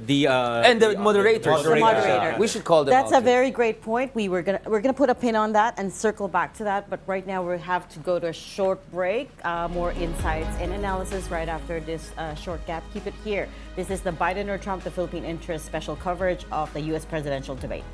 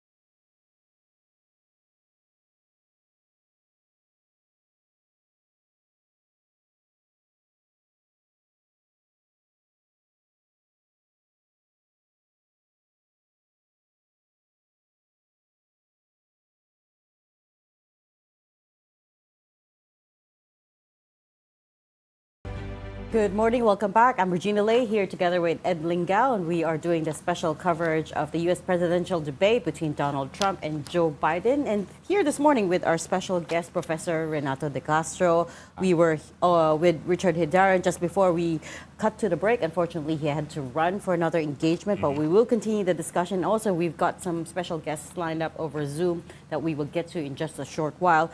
But before we went to break, Professor Rene, you were talking about the moderation of the U.S. presidential debate and how you wished it had gone differently. Tell us why. Number one, of course, they allow former President Donald Trump not to answer the questions indirectly, while the other Directly and indirectly. Indirect, yeah.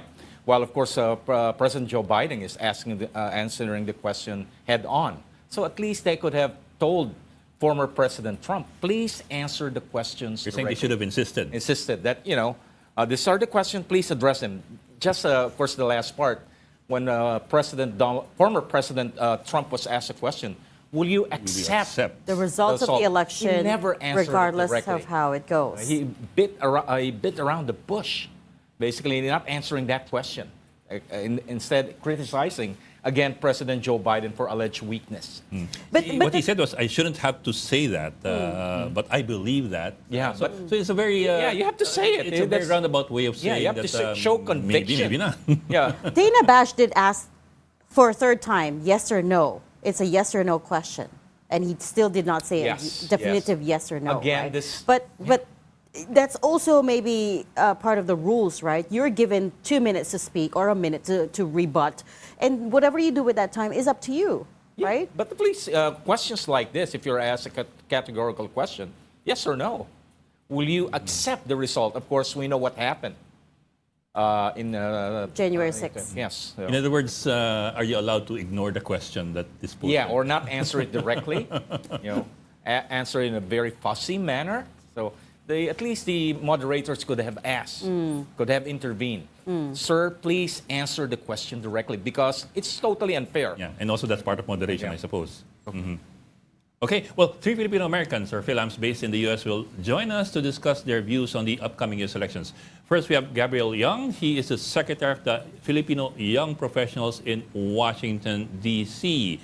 And next, we have John P.B. Jose. He's the former Republican National Convention Asian American and Pacific Islanders Director. And last but not the least, we have Josh De Leon. He's a community organizer, racial equity consultant, and an activist from California. Gentlemen, thank you for joining us tonight. Tonight, your time, this morning, our time. Tonight over there, but this morning here in the Philippines. Thank you very much for joining us today. Right, so let's get straight into it. How did that, the whole 90 minutes of it, between Trump and Biden and Trump, change your views, your perspective on how this and how you're voting come November? Let's begin in the order that Ed introduced you. I think Gabriel is up first. All right. So firstly, again, thank you so much for having me. My name is Gabriel Young. I am the Secretary of Filipino Young Professionals, speaking in this capacity only.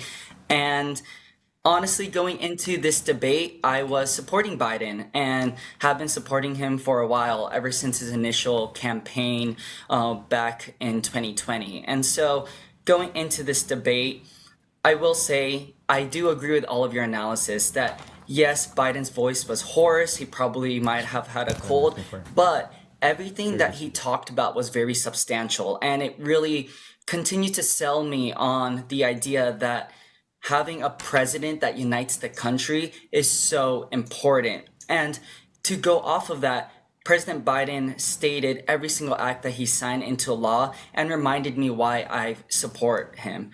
I support him because he has facts to bring up in conversations and is willing to have respectful dialogue rather than cutting people off, throwing insults. Yes, he did throw a few jabs here and there, but he always went back to the policy. And so my mind hasn't changed at all, and it is sticking with President Biden. Thank you, Gabriel. Thank you, Gabe. Okay, but you want to ask some more questions of Gabe? No, before we let's go? give the other gentleman a chance to speak. Next up is Joshua. Oh, sorry. Who was the second person? I'm Sorry. Here we go. Here we go. sorry. PB Jose, John PB Jose, former Republican Hi, National Convention agent in magandang America. umaga Hi, po sa John. inyo lahat. Magandang Sorry To our about that. viewers there, and good evening to Thank you, our John. viewers in the United States as well. Thank you for having us and for this very fruitful discussion that's really important to the Filipino American community and to Americans here in the U.S. That's with the elections coming up. In terms of perspective about this debate, I mean, we've had President Biden who's had whole week to prepare for this. He's been in Camp David. The expectations have been set lower and lower for his performance for this evening. And what has he shown the American people tonight was a very low energy president that's going to be running for office here in the next 4 years again. Whereas now you can see a President Trump where he might have been a little bit more the same old usual, but you could see a little bit more of the maturity as well. He's not been as like his previous self in different debates where he's cutting people off. We've let him have the discussion. He's thrown jokes. He's given some praise. But the idea is that he's seen a President Trump from 4 years ago to what he is now in a debate stage running for this office, especially when the polls are showing his lead across the country in a lot of these states and these battleground states. So I think he's proven and given himself a better platform for tonight's debate and talking about his record versus President Biden. I think one of the best benefit of this election is now you can really compare both presidents with their 4-year records, right? And I love to see, like President Trump was talking about his successes in the first 4 years, and then President Biden was talking about what he inherited. But like we have to remember that what he inherited was in the middle of the biggest pandemic this world has seen. So, of course, those numbers are not going to be the same from any other gap of difference from a transition of presidential power. But in tonight's realm, in terms of vigor, you can see President Trump is strong. He's very in tune. I can see President Biden was losing a lot of his train of thought. And especially for somebody who's prepared himself in Camp David for a whole week, and this is the performance we've gotten. I think he's provided a little bit more disappointment to his voters and to a lot of the folks that were trying to see how strong he still is this time. Okay, let's stop Josh De Leon naman, our third guest. But guys, we'll go back to you guys. We'll just do first a round robin of initial reactions. Josh?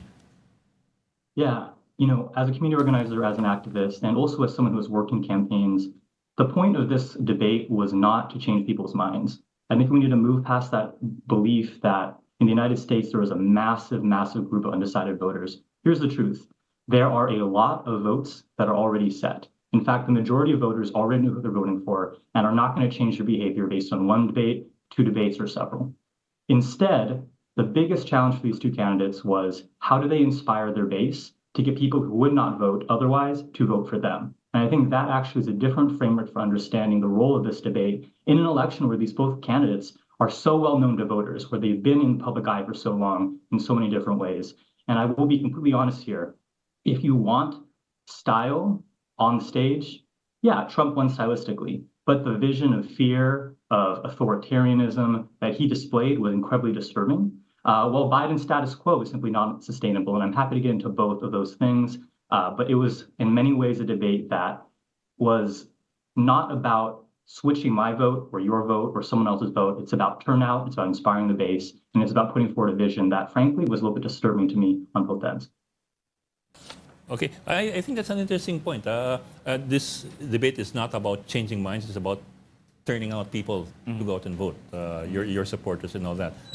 You have to add flavor to the election to see that there's a competition going on and that, they have a stake in this competition. So I agree, totally agree. It's not in terms of convincing people, it's basically saying we have issues to resolve in this country, in their country, and you have to go there and make the right choice. Whatever choice you make, it's of course your choice will make a difference.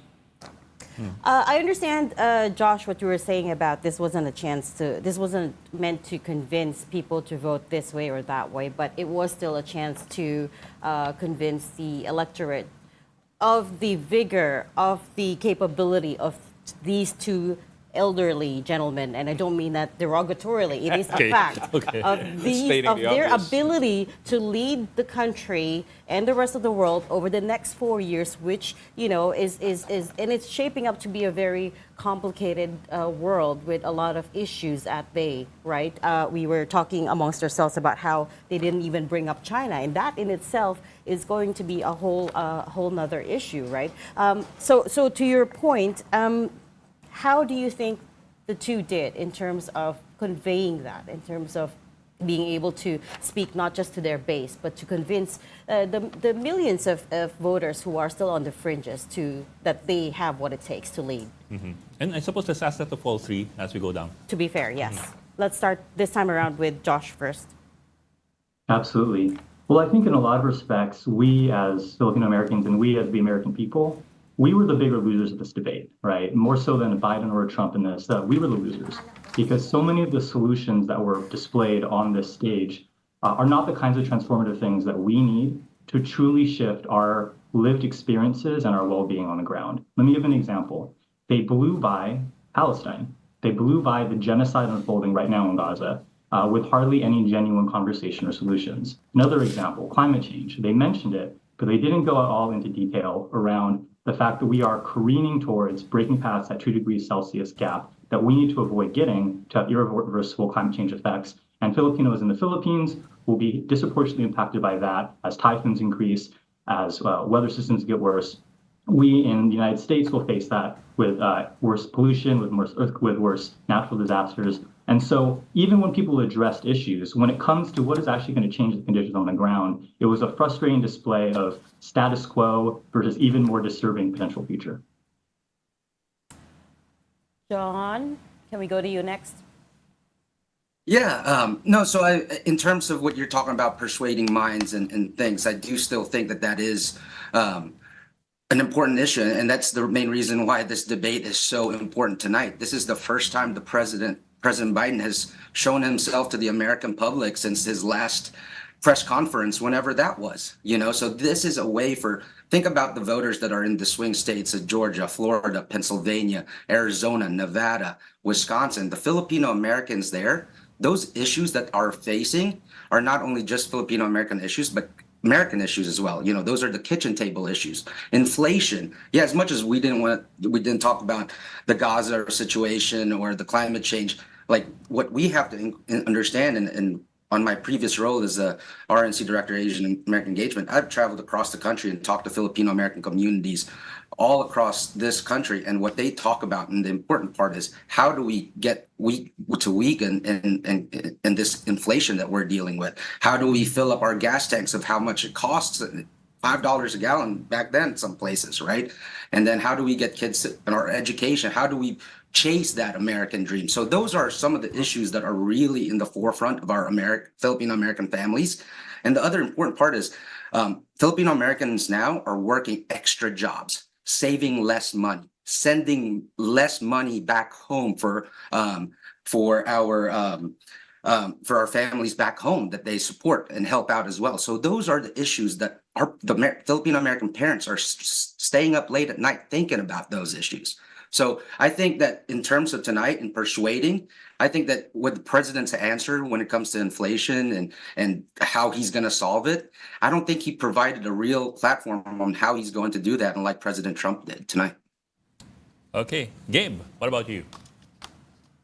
So first I want to start off and really clarify that the Filipino American identity is not a monolith. And we tend to clump all of Filipino Americans' perspectives into one when we realize that our community is so diverse with first, second gen, and fourth generation Filipino Americans believing different things. And where I go with this is saying that a recent Philippine immigrant's views was probably not going to be the same as someone whose family has been here for a while. Where I'm going with that is talking about generational wealth, especially that President Biden did talk about Black unemployment being at a record low and the racial wealth gap, or even going into talking about drug costs that were reduced due to the Inflation Reduction Act. To be honest, the Philippine diet and cuisine is not friendly or healthy at all. It is very fatty and And it's one of the reasons why our community has some of the highest diabetes rates among A and NHPI groups.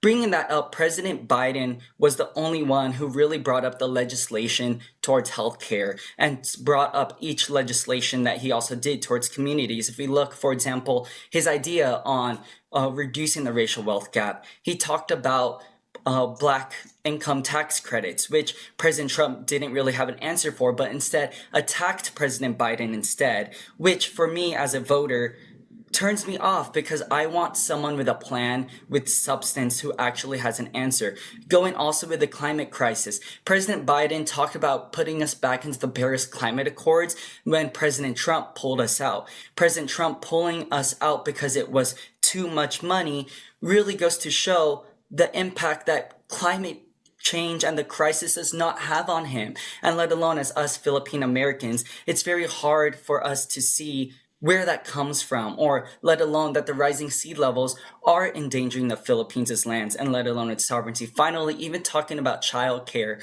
and healthcare in general.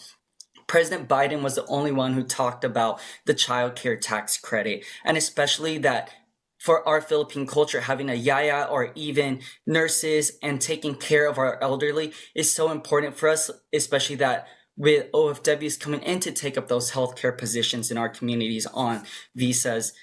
That was not addressed by President Trump at all, but President Biden directly answered it, saying how he wants to implement a child care tax credit and to be able to increase jobs or decrease the demand of jobs that are stressing out single parents who have to take care of their children so they don't have to go out of their way. It is these types of kitchen table conversations that President Biden really won on, that for me, I at least feel did sway a few voters, especially that we didn't want to see this rematch again.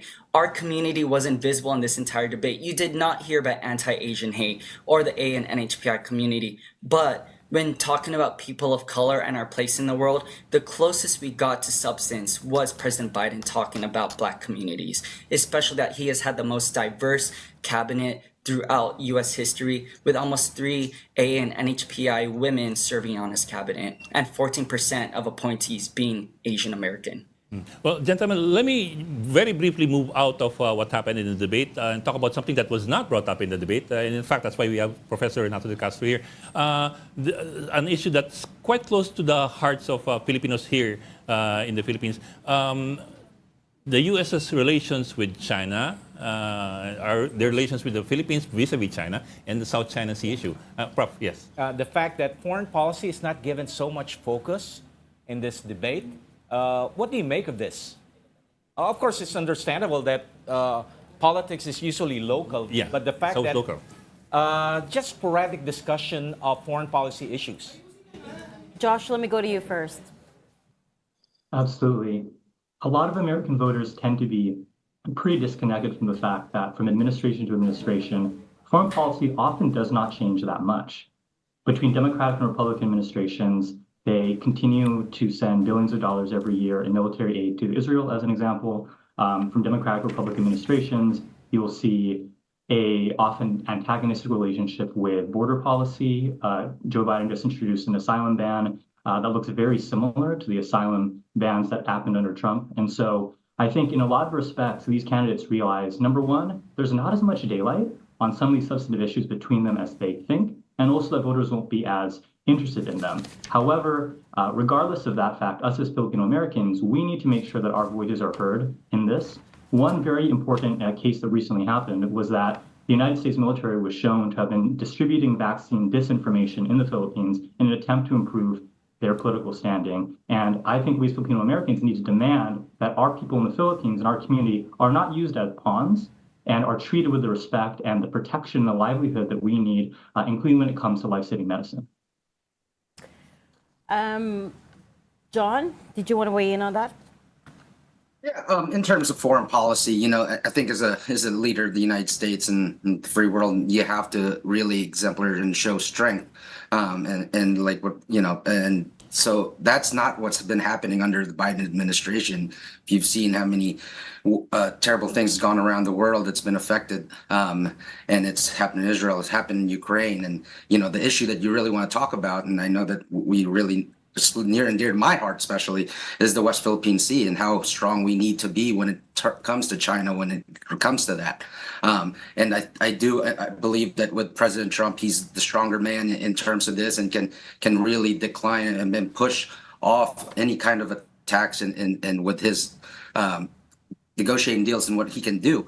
And then in the same way with President Biden, I need to see him be stronger in this realm. You know, he needs to stand up more to China, especially when it comes to the West Philippine Sea. I love the fact that we're having these bases back in the Philippines to protect us, because this is a very important issue that could trigger at any time. And if we get another 4 years of Biden, it's a lot scarier than we would if we had President Trump. I remember I talked to the military attaché that came from the Philippines up here, and when they were talking about the times of how scary it would be if China decides to do something to us, we wouldn't have the same lifeline that Israel would have had or Taiwan would have, right? And so this ironclad deal that we have with the United States is very, very strong. And so in terms of the foreign policy, and especially within the Philippines, that needs to be the priority of our country. And I think that is what is going to happen. And hopefully with the next Trump administration, we can keep that even stronger.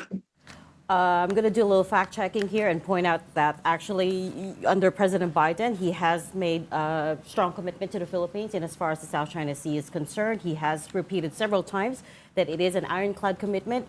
With regard to Taiwan, he has also gone on the record to say that, yes, if it comes down to it, they will abide by one China policy. But yes, they will come and defend, U.S. forces will come and defend Taiwan if in the event of a China invasion. But I'm going to latch on to one word that you kept going back to, which is stronger. And Gabe, the perception remains that President Biden is weaker because of his demeanor, right? He started off this debate a little shaky. His voice was raspy. He lost his train of thought at least once. And, you know, the early criticism online seems to be that President Biden was stronger on the substance, but President Trump was primed to fight, and he was much better, at least on the optics side. How do you think that's going to change, you know, the turnout amongst the Democrats? Can I add some more?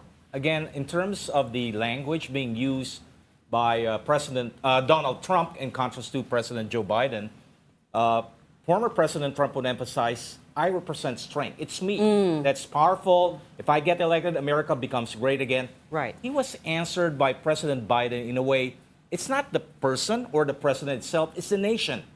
And the fact that under Joe Biden, America has become more powerful because it knows how to deal with its allies and security partners. In contrast, of course, of the message of former President Trump, making America great again, which has, of course, a hint of isolationism. How would you react to this? Gabe, let me go to you. So I think one thing we voters forget is compassion sometimes towards our own handicaps and disabilities. And what I'm referring to is President Biden, ever since he was young, has a stutter. And we saw that tonight, that there were times that he was losing his train of thought, or he just forgot what he was talking about in the moment. But of course, yes, we definitely do, as human beings, do forget that. But what was great and showed the strength was his knowledge and his policy prose. And going on to that, when we're talking about strength too, when we look at the international perception of the U.S., it was quoted a few years ago at a G7 summit, I believe, where Justin Trudeau, Boris Johnson, and Emmanuel Macron were laughing at President Trump because they felt, as similar as President Biden did, that he was a big baby.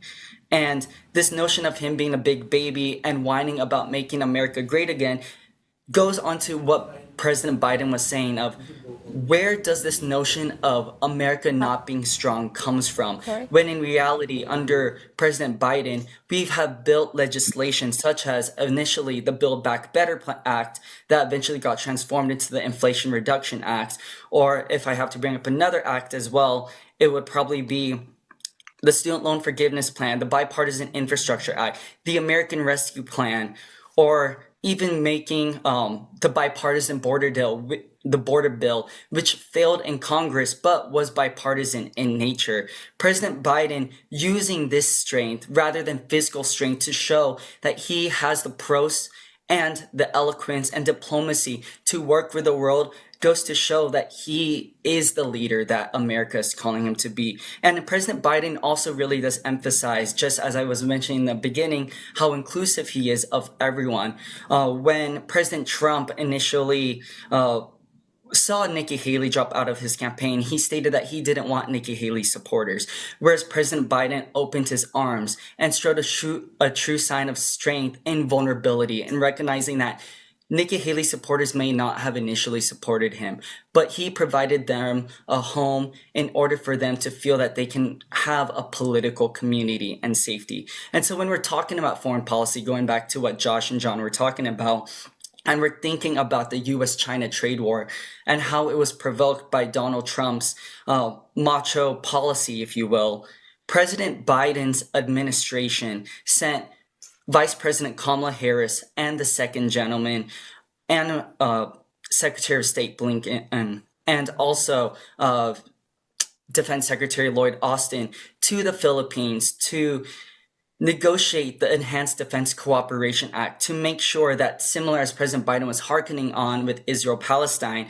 and also with Ukraine-Russia, that America will be there for its allies, and that show of strength of making sure that he's showing up for his allies through thoughtful negotiation and policy compromise goes to show what a strong leader is. And so it begs the question, especially us as Filipino Americans, as the question of strength being knowledge and supporting community, such as our Bayanihan culture asks us to be, or violence against others, especially that President Trump did not explicitly state that he would accept the results of the election in tonight's debate.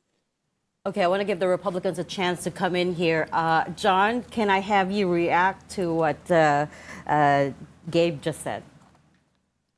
Well, I think in terms of like the Defense Act that's happened within the Philippines, I think it's great what the president's done. You know, he's definitely just shared his cabinet to come to the Philippines to strengthen us, and that's a great thing for the Filipinos. You know, in terms of like how the president is going to be now in terms of strength, I mean, we're already seeing the first 4 years of this, and we've got the Afghanistan failure, you got Ukraine being invaded, Israel being invaded. None of those happened during President Trump's watch. Yeah, even if he's strong and aggressive, and I understand with the strength of the many in the military.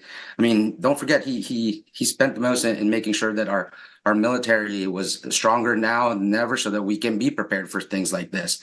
And for us to be a strong man of the world, we have to be able to provide to our allies, and we have to support our allies, and I understand that. And in terms of the response of accepting the results of the election, and I understand that he did circle around about these answers.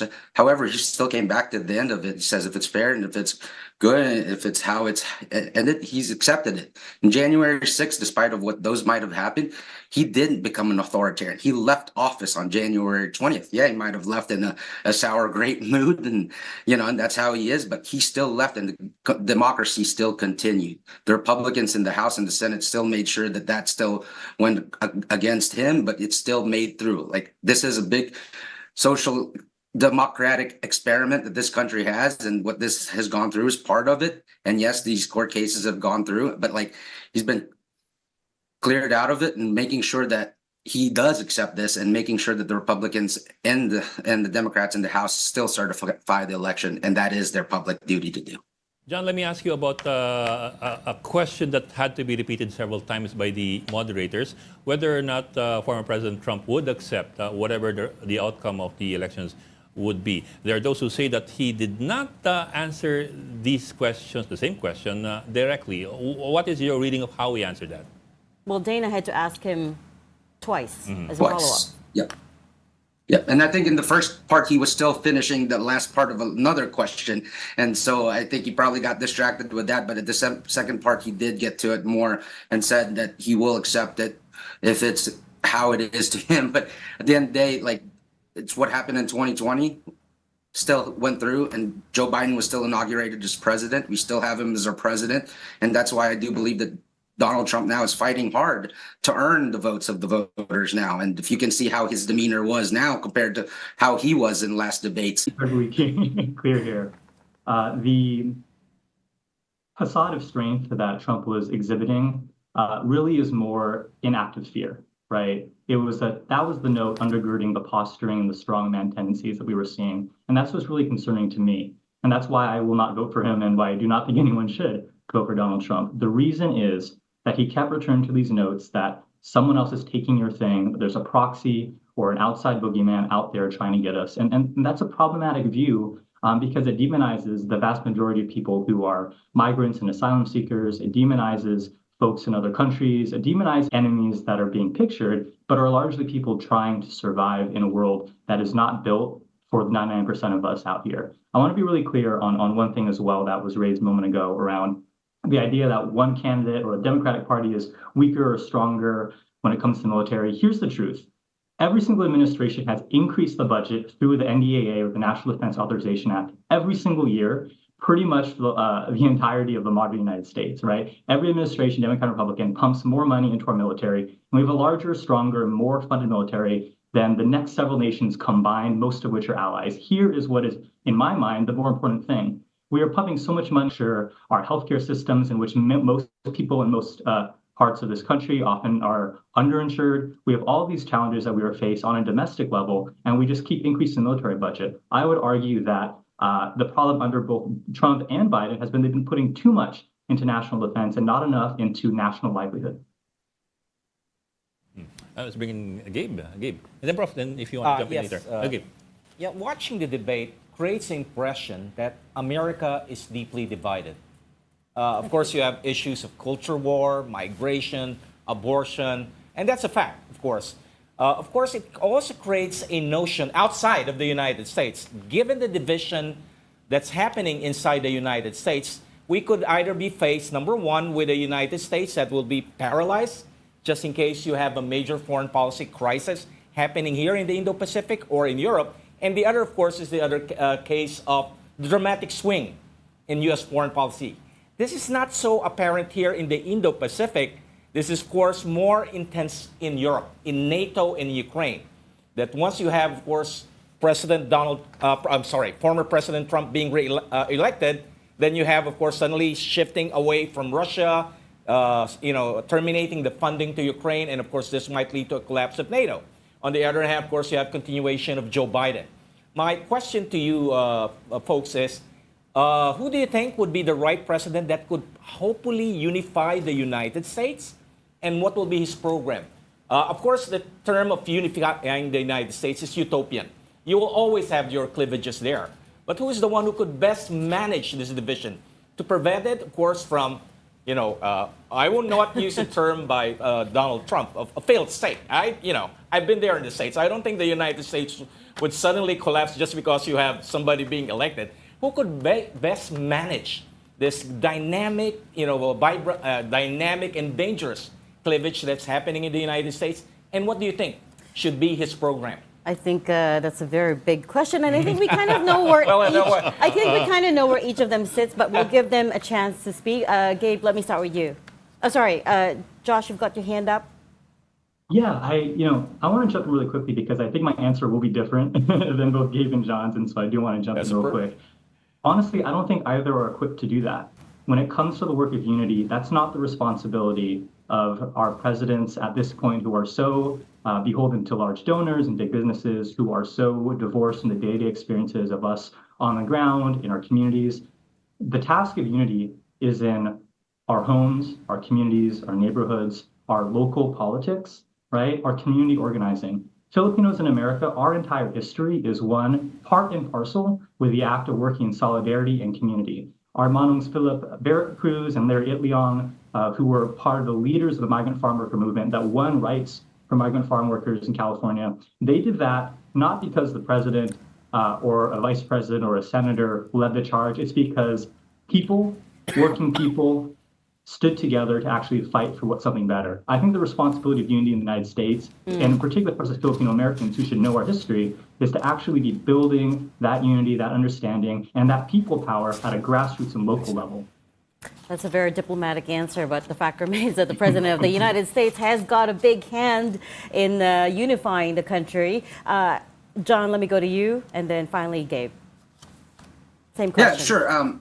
Yeah, sure. This is I remember in 2020, Joe Biden decided to run for president because he wanted to unify the soul and bring back the soul of this country. And it's been 4 years, and the record has shown, but more inflation, more troubles across the country, more crime. And crime has been so rampant. I don't know how it's uniting the country at all in some of these cities, especially where Filipino Americans are. And so in that terms, like, how is that unifying? If you would look at in 2020, people were talking about defunding the police, defunding all these government services, but like where I live here in DC, I mean, my car has been broken into 3 times in a year, and it's this crime that the cops have no answer for. I mean, I've been broken into here more than I've had when I was living in the Philippines. And so what does that show in this kind of country? And so if you look back into President Trump's term and you can compare the services and the records, like, country was better off in that time, economically successful. Families were able to save more money, can provide more for their family, can protect their family a lot more. And so that's the thing that we have to think about. And to Josh's point that I do agree with is all politics are local to me. I started off in the grassroots world as well, immigrating from the Philippines to Kentucky, out of all places in the United States. I've become part of the local organization grassroots there, and that is what I believe in. And so in terms of what program works for me, I think government has to get out of the way. The more they're in the way, the more regulations are there, the more it prevents people from being able to do what they can to provide for their communities and for their families. So in that term, in terms of unifying the nation, it's been 4 years. So are we going to expect another 4 years that's going to unify us at all? I don't know. That's for the voters to decide. Okay, Gabe. Gabe, your chance. Definitely. So as I was going back earlier, especially with the Nikki Haley example, and John brought up one of President Biden's biggest quotes, that he wants to fight for the soul of our nation and be a president for all. And on that note, just me tracking White House fact sheets intently, being the nerd that I am, the president released a fact sheet titled President Biden's Unity Agenda for the Nation, talking about how each piece of his legislation is, one, bipartisan and works for all, but number 2, doesn't discriminate against any American. One of the biggest policy topics that President Trump champions on tonight was his tax cuts. However, it's so important to recognize who those tax cuts benefit. They benefit the upper class, billionaires, corporations. They talked about bringing the corporate tax from 24% all the way to 8%. And yet, what we do know here in the U.S. is Philippine Americans and ANHPI populations are not a part of that population. And when President Biden, in his closing statement, asked everyone to think about if our tax system was fair, if it works for all, he knew that the answer, and we knew that the answer, was no. But what we did know is that he put his best foot forward in trying to put forth the legislation that answers all, both Democrat and Republican. Just going back on his accomplishments again, the Bipartisan Infrastructure Act. Just recently, we know that over in Baltimore, Maryland, that the bridge was hit and it collapsed. But where that funding was able to rebuild that bridge for Republican and Democratic communities was through the Bipartisan Infrastructure Act. Looking at the Build Back Better Act, although that was aimed towards COVID-19 recovery, Bidenomics led to the Inflation Reduction Act being able to allow for people to earn tax credits and be able to purchase electric vehicles that they may not have been able to purchase. One important win that isn't championed as much is Statistical Policy Directive 15 from the Office of Management and Budget that came from President Biden. What that is, for those who don't know, is starting from now on, the Office of Management and Budget and the U.S. Census will disaggregate data and separate Southeast Asians from East Asians, and then also Pacific Islanders and Native Hawaiians, so that proper funding can go out. And on that topic of diversity, as I was talking about before, President Biden has the most diverse and also, I should mention, qualified cabinet in U.S. history, with 14% again of his appointees being Asian American, Native Hawaiian, and Pacific Islander, who are getting the job done as he is running to do. Just to drop some of those names and their qualifications, Julie Su with the Thai garment workers and having that track record of fighting for labor rights.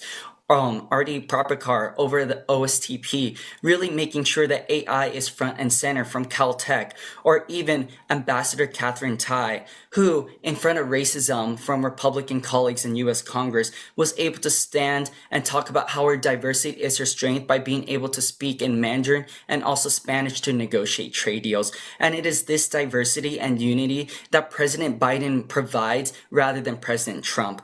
Just the diversity numbers, the bipartisan legislation, and the entire population that President Biden is serving proves what unity is and should look like. So just one very quick follow-up. Trump's answer to the tax cuts was that it actually helped stimulate the economy, and it brought on the strongest economy, well, ever, to quote him. Was that not your experience?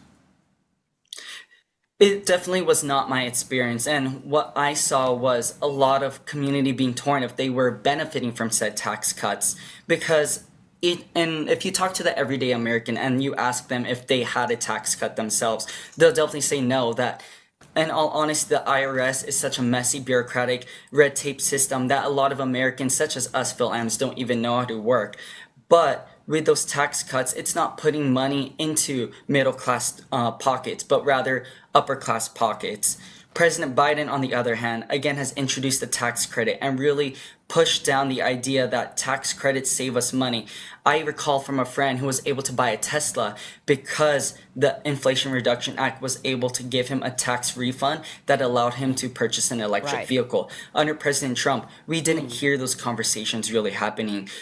We did hear, of course, President Trump talk about the stock market was strong, but going into the COVID-19 pandemic, we saw that it eventually dropped and he hit the highest unemployment that the country has ever had. I do really want to back up, though, what John did mention. Sure, there is the caveat that Trump had the COVID-19 pandemic as a obstacle to his presidency, but the recovery that President Biden introduced versus President Trump goes to show what strong economic recovery looks like. Right.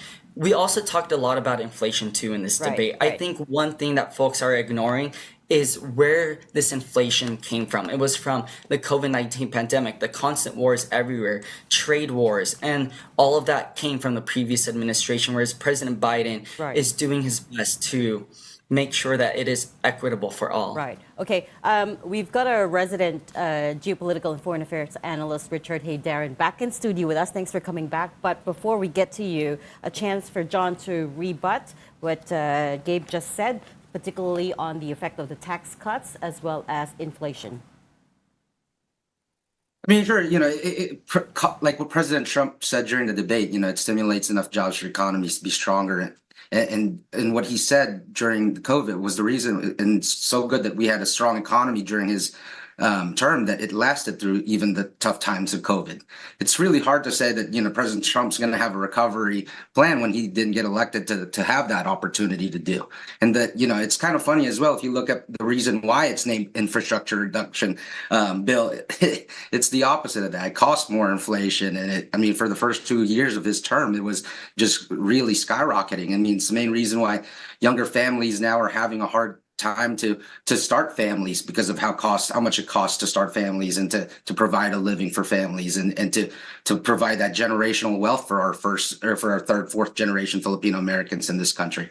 So I think that in those terms, it's really hard to say that, that one can be beaten by the other. But if you look at the track record in the early parts of his administration, he can tend to say that he inherited it from the previous administration as well. And so now he's had 4 years to correct it, and then pandemic kind of ended that for him.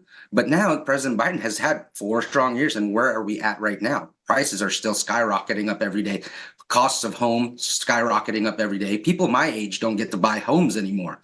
Be more forever renters. And so how are we going to provide this financial success and freedoms for our Filipino American families, especially the folks that, immigrate coming here, right? And that's the other option. The other thing about it is the legal immigrations versus legal immigration. How is that a slap to the face to the legal immigrants that especially come from the Philippines, who line up long lines from morning to late of the day at the embassy, and folks from the south of this border can just cross, and now we provide for them And then, it leaves less opportunities for people who do it legally. And so those are some of the things that the Filipino American communities feel across this country as well that we have to really talk about in this upcoming election. But John, let me also bring in one other topic that came up. Several times the phrase political retribution came up, particularly in the case of Trump. How do Republicans view the use of this phrase political retribution vis-a-vis? I mean, I think you're getting to the. Are you talking about the court cases and all the indictments with the president this upcoming cycle, right? It's kind of crazy to think that 4 years he's been out of the White House, but somehow or another, all these indictments just happen to be this upcoming year when there's an election coming up. And well, I mean, they take a while. Seems These more cases like take a while too.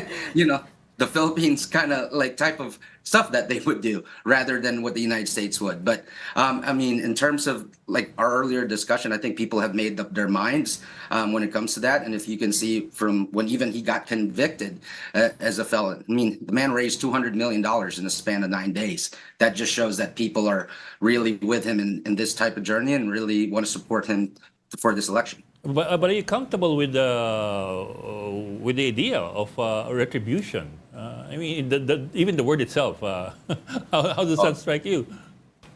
Oh, I'm absolutely not for retribution at all. So that's not within my world.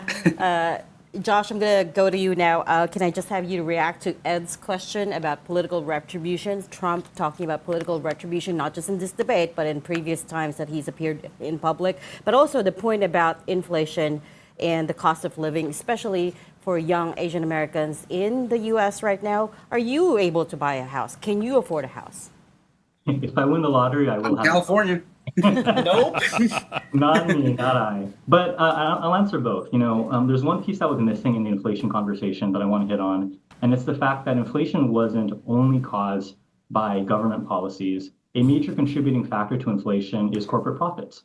And if you look at a lot of the major corporations here in the United States, you have big companies doing stock buyback after stock buyback, and then afterwards laying off lots of workers, right? We have this situation where the private sector is simply not behaving in a way that is going to best help the working class in this country and the middle class in this country. And so we need to be very attentive to that. I want to celebrate Lena Khan, one of the cabinet members who has been really fighting with antitrust and trying to make sure there's antitrust implemented to rein in a lot of these big corporations that are profiting themselves and their multi-$10 million, multi-$100 million salary paid CEOs at the expense of the workers in their companies and at the expense of our livelihood as regular Americans and as regular community members.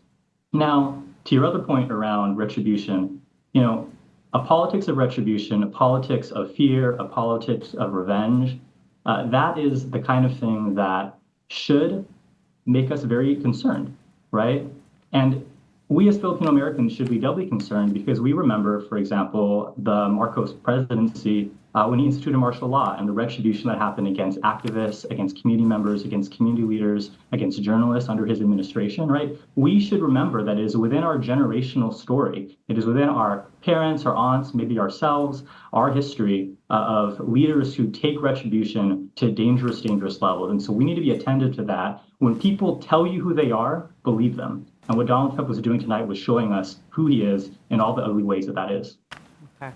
I think Richard wanted to make a comment. Yeah, here. I just wanted to ask about the inflation issue because, the 16 economics Nobel Prize winner just signed a letter saying that if you look at Donald Trump's tariff policy, I think he wants to impose 60% tariff on some of the Chinese imports. We're not only talking about, the affordability of EV cars from China. You're looking at an inflationary spike. So I wonder sometimes, as much as we want to be disappointed with Biden's handling of the economy, which many will say actually it's not his fault, it's the Ukraine conflict effect on the energy markets, are enough people also paying attention to the inflationary bump that Trump's policy is going to create if he indeed pushes ahead with his aggressive tariff policies? Let me just add a little bit of context there. It's not just Trump. Biden also just raised tariffs on EVs, on a whole range of Chinese products, actually, to the tune of billions of dollars. So both of them, when it comes to tariffs, actually have a sort of similar approach, just different But strategies. far more aggressive in the case of Trump, from my That's right. When it understanding. comes to China, both agree on the tariffs policy. It's just that they take different approaches to it. Who wants to take that first? Gabe, let me go to you. May I ask, could you clarify the question a bit more? Yeah, so there were there was this letter signed by 16 economics Nobel Prize winners who said that if you look at Trump's policy, I think 60% tariff he wants to impose on Chinese imports, not just EV cars as Biden is doing. This is going to have an immense inflationary impact. So it's just some are saying it's quite ironic for pro-Trump people to talk about the inflation record of Biden and then effectively voting for someone who can bring even more inflationary spike down the road.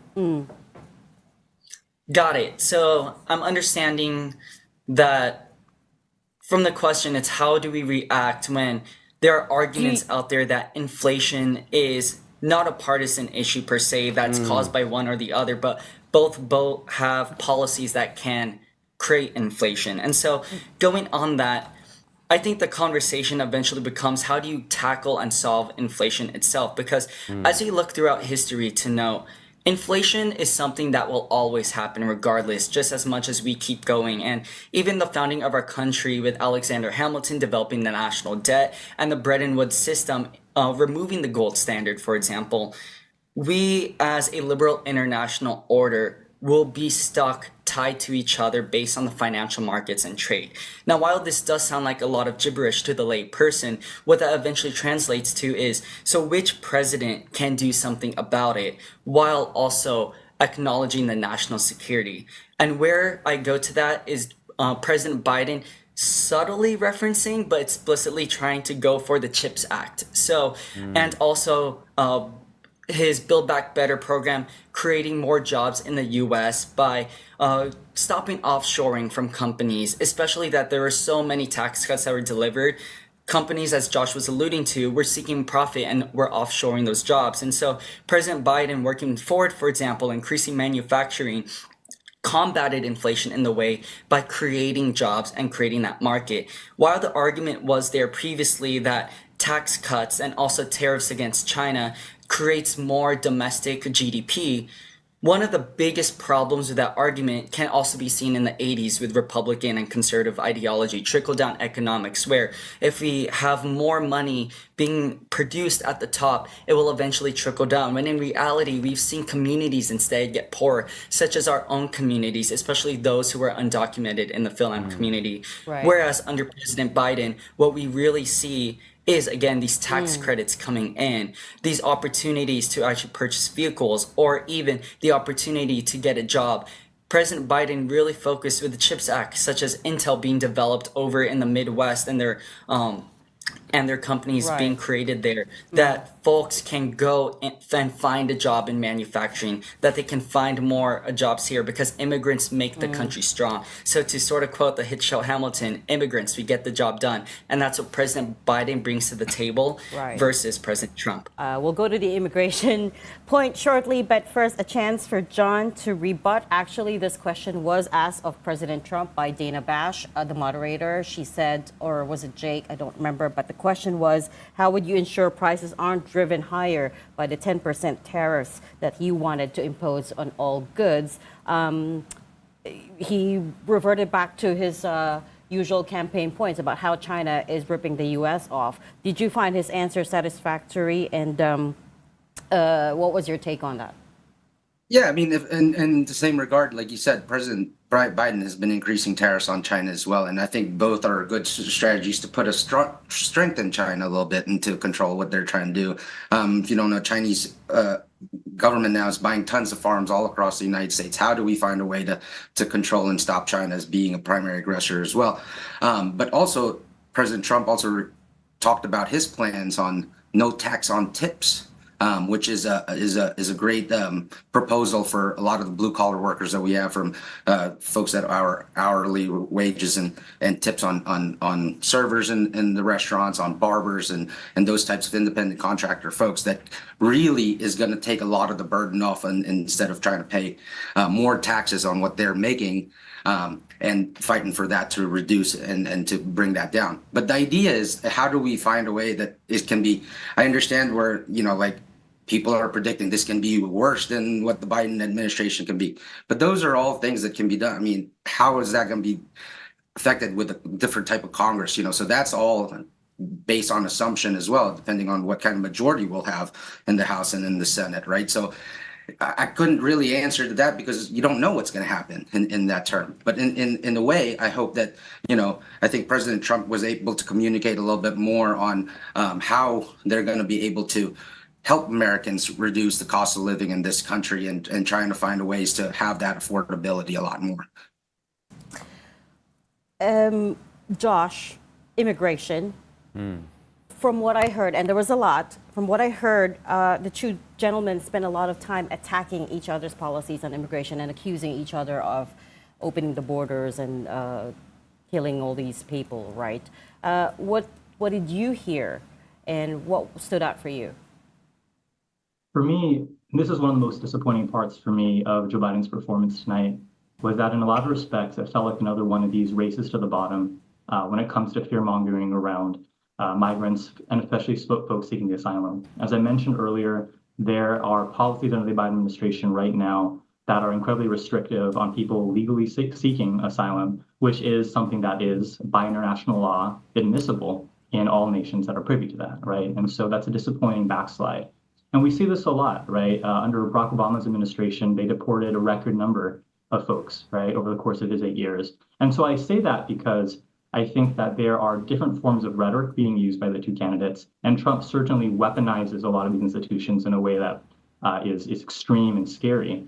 But in both cases, I think that the fear approach, right, and the exaggeration of the scale of the problem is incredibly exploitative of the people who have suffered in these situations. And I want to remind folks that Filipino Americans are one of the largest undocumented groups when it comes to the United States and the Asian American population, right? We cannot forget about the fact that so many of us, right, TNTs, Tago ng Tago, right, are a part of this community, are an essential part of this community. And so rather than demonizing other people, often with brown skin like us, coming across the border, struggling for a better life, we would be demonizing as well our kababayan coming here, who oftentimes have been failed as OFWs or have been failed in the migration system, right? It is my belief that we have to have a humanity-first approach when it comes to immigration and to migration, to recognize that no person is truly illegal, that undocumented people have dignity and rights as well, and that we as Filipino Americans and as Filipinos in the diaspora are a part of that story, and so often an exploited part of that story. You said you were disappointed with Biden on that front. What specifically did you want to hear? I wanted Biden to not repeat the same talking points that Trump was doing. Over and over again, he was spending a lot of time on the danger and the fear and the risk that comes with migration. The vast majority of people who come to another country, and you can look at these statistics, immigrants are actually less likely to commit crime than natural-born Americans, right? And there's a lot of research on this. And so the question really is immigration a proxy for a lot of the nativism, xenophobia, racism that undergirds the far-right strain of the Republican Party right now? And I would argue that that's really one of the pieces that is here. And Biden, unfortunately, throughout his career, has never been the most effective when it comes to advancing a more progressive agenda around the border. And we're seeing that here, right? I would have loved for him to talk more, not just about how to secure the border and fund the border more, but also how are you ensuring that people who are seeking asylum are getting the chance to be processed quickly and humanely? How are you making sure that people are safe at ports of entry and border crossings so that people aren't dying in the desert, right? And how are you making sure that the American story, right, or at least the American idealized story of people coming to seek a better life, we can't be betraying that on the debate stage in order to make a political point. Donald Trump, we know who he is. We know what he stands for. But we need Joe Biden and the Democratic Party to advance a better, more humane vision if I'm going to feel comfortable not just checking the box, but to really, truly be championing a party like this. Well, let me just squeeze in one more question for you guys. But let me ask this from the point of view of Phil-Americans, not Americans, but Phil-Americans, specifically your community, whether documented or undocumented. What issues really matter to Phil-Ams there, whether documented or undocumented? John, let's go to you first. Yeah, as I said, when my previous role as the RNC Director of Asian Engagement, I was going through different communities all across the country, and the number one things they talked to us about and the things that mattered to them were the economical issues and the kitchen table issues how are we going to be able to get our kids to school? How are we going to be able to put food on the table? How are we going to be able to send money home to nanay and to the cousins and to take care of our families back home? Because they're saving less, working a lot more jobs. And how do we find a way to provide for those folks? And so they understand a lot of these issues that's going around the country as well. I mean, it's hard not to notice when you're living it every single day. But to them, these are the issues that are really hard for them to really cross through in a day-to-day. In different parts of the country, like that's an issue that, how are kids going to be able to pay for school? How are they going to be able to buy a home down the road, right? How are they going to be able to provide for their family? So those are really a lot of the important issues. And in terms of the immigration stuff, it's important to them. But sometimes they just feel a slap to the face because, like what Josh says, like not only do we have some of the most undocumented immigrants here that are Filipino Americans, but we also have some of the most legal Filipino Americans that went through the right process in this.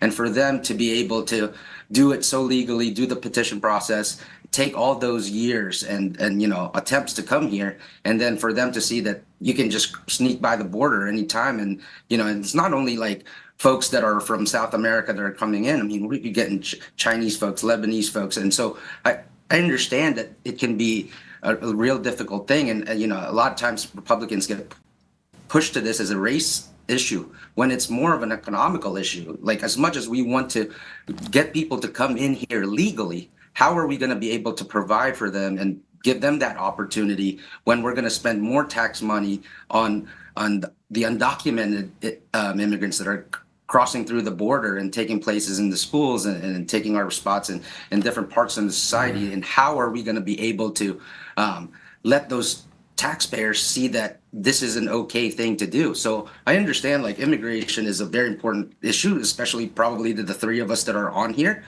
based on our heritage and culture. But how do we find a way to get that normally and to process those in a very legal way where it can be fair for all? Okay. Gabe? And then John? Gabe, do you agree in particular it's not a race issue, it's a resources issue? I believe it's intersectional. I don't believe they're mutually exclusive in the sense that race and economy is tied. This country is built upon racism. If we look back in the original US Constitution, we consider black people 3/5 of a person. So to call the economic system that our country is built upon and race separate is a fallacy in itself. And so when we talk also about immigration, it's also recognizing that everyone in this country is an immigrant. I currently stand on Piscataway and Anacostan land here in Washington, D.C., and I recognize the settler presence that I have here, yet it is the world that I live in. And so when we talk about immigration, just as Josh was saying, it's so important to introduce the human aspect of it, especially within our community. But moving also onto the immigration topic, President Biden also did talk a lot about his bipartisan agreement on immigration that he worked very hard on, especially with the machines being able to scan for fentanyl coming into the country. However, despite Republicans saying that they did support it to the press, we saw that in their votes that they didn't, leading to the actual border bill failing and all be all, the border crisis continuing. Another thing that President Biden mentioned was on the immigration sense, with the record number of migrants coming to the country, they're coming from the southern border, as we know, but it is Republican governors, especially Governor Greg Abbott, who is busing those immigrants into Democratic cities and then having President Biden and Democrats deal with them instead of them dealing it with themselves. And Eric Adams even called him out on it, which leads to, again, I'm not saying that it's justified and that this is not a national issue, because it definitely is. But how can we do it humanely and safely? And what we have seen under President Biden is, just recently, we celebrated the anniversary of DACA. We celebrated the Deferred Action for Childhood Arrivals, which has allowed children who have immigrated in this country since they were young, as Dana Bash was asking President Trump if he would allow spouses or anyone who has had a job in the country or came when they're young, if he would allow them to stay. When instead, President Trump said that he would create a massive deportation, which would deport everyone who is on DACA, who came when they didn't have a choice amongst their families. And probably the most important bomb to drop here is that Philippine Americans benefit from DACA.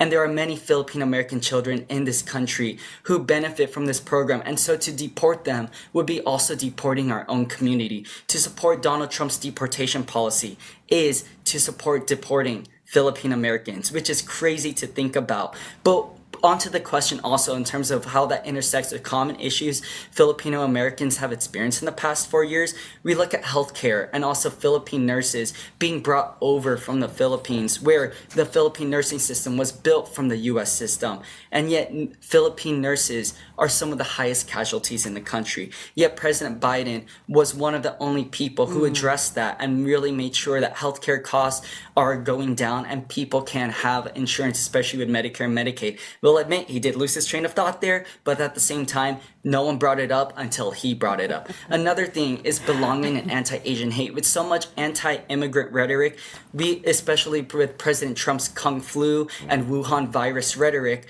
we've seen the rise of anti-Asian hate and hate crimes across the country that has terrified our titas, titos, lolas, and lolas. We look at New York, there's a Filipino American who slashed across the face, a Filipino woman who was stomped in front of a security guard. Yet, President Biden is the only one who signed or really spoke up about the importance of combating it. The COVID-19 Hate Crimes Act with Grace Meng and establishing an Asian American History Museum and reforming education so our community can feel strong and fight back against anti-Asian hate is huge. And going on to that, with small business development to educate our community, President Biden has created economic summits for the A and NHPI community in this country to be able to deliver small business grants with the Small Business Administration that hasn't been seen before. So all in all, President Biden has empowered immigrant communities, especially Filipino Americans, through providing them safe haven, but also providing them legislation that allows them to grow and thrive in this country. Let's just a quick rebut, if I may. I have a quick 30 seconds. 30 seconds. Just the thing, I think that's a really good point. And, on paper, all of that sounds fantastic, right? But what's become the reality of the Biden administration is record numbers of undocumented immigrants coming through the border, and that's creating crime. And I love how he talked about Governor Abbott. He was busing immigrants to different parts of the cities that are supposed to be sanctuary cities. Just like Mayor Adams says, we can't take many of these anymore. Same as in Chicago. And so these are real issues that are coming to communities near us that is really causing a lot of problem. And the other part about this, and as great as all those programs sound on paper, imagine the beginning of President Biden's term, he talked about Kamala Harris being the border czar. What has she done? There was a time where she's never been to the border. So a lot of this is talking about how it's bad for communities and all this, but the Hispanic numbers are swinging to the Republican Party. Black voters are swinging over the Republican Party. Thank you, so John. How is that, transitioning into what they've done in the past 4 years? So thank you, John. I'm sorry, we're out of time, but I can't let you guys go without asking this one last question. Who won the debate tonight? This first presidential debate between Biden and Trump, first face-off in 4 years. 10 seconds each. Let's start with Josh. Who won tonight? The working people lost in the United States, and that's really all that matters. Gabe? To a layperson, both lost, but for those who don't understand, Trump, but for those who understand the substance, Biden. John? President Donald J. Trump. Short and sweet. All right. Thank you so much, gentlemen. That has been excellent. Gabriel Young, Secretary of Filipino Young Professionals in Washington, D.C. John P.B. Jose, former Republican National Convention Asian American and Pacific Islanders Director, and Josh De Leon, Community Organizer, Racial Equity Consultant, and activist from California. We thank you so much for your time. But let's also and ask insights. Richard, who do you think won? Oh, that's right. Who do you think won? It will depend on actually the post-debate spin, right? I mean, I'm watching how everyone is gonna spin But this. so far, Yeah. Don't look at spin. What's your spin? Depends what standards you use. I think it's if showing vigor, I definitely Trump won this.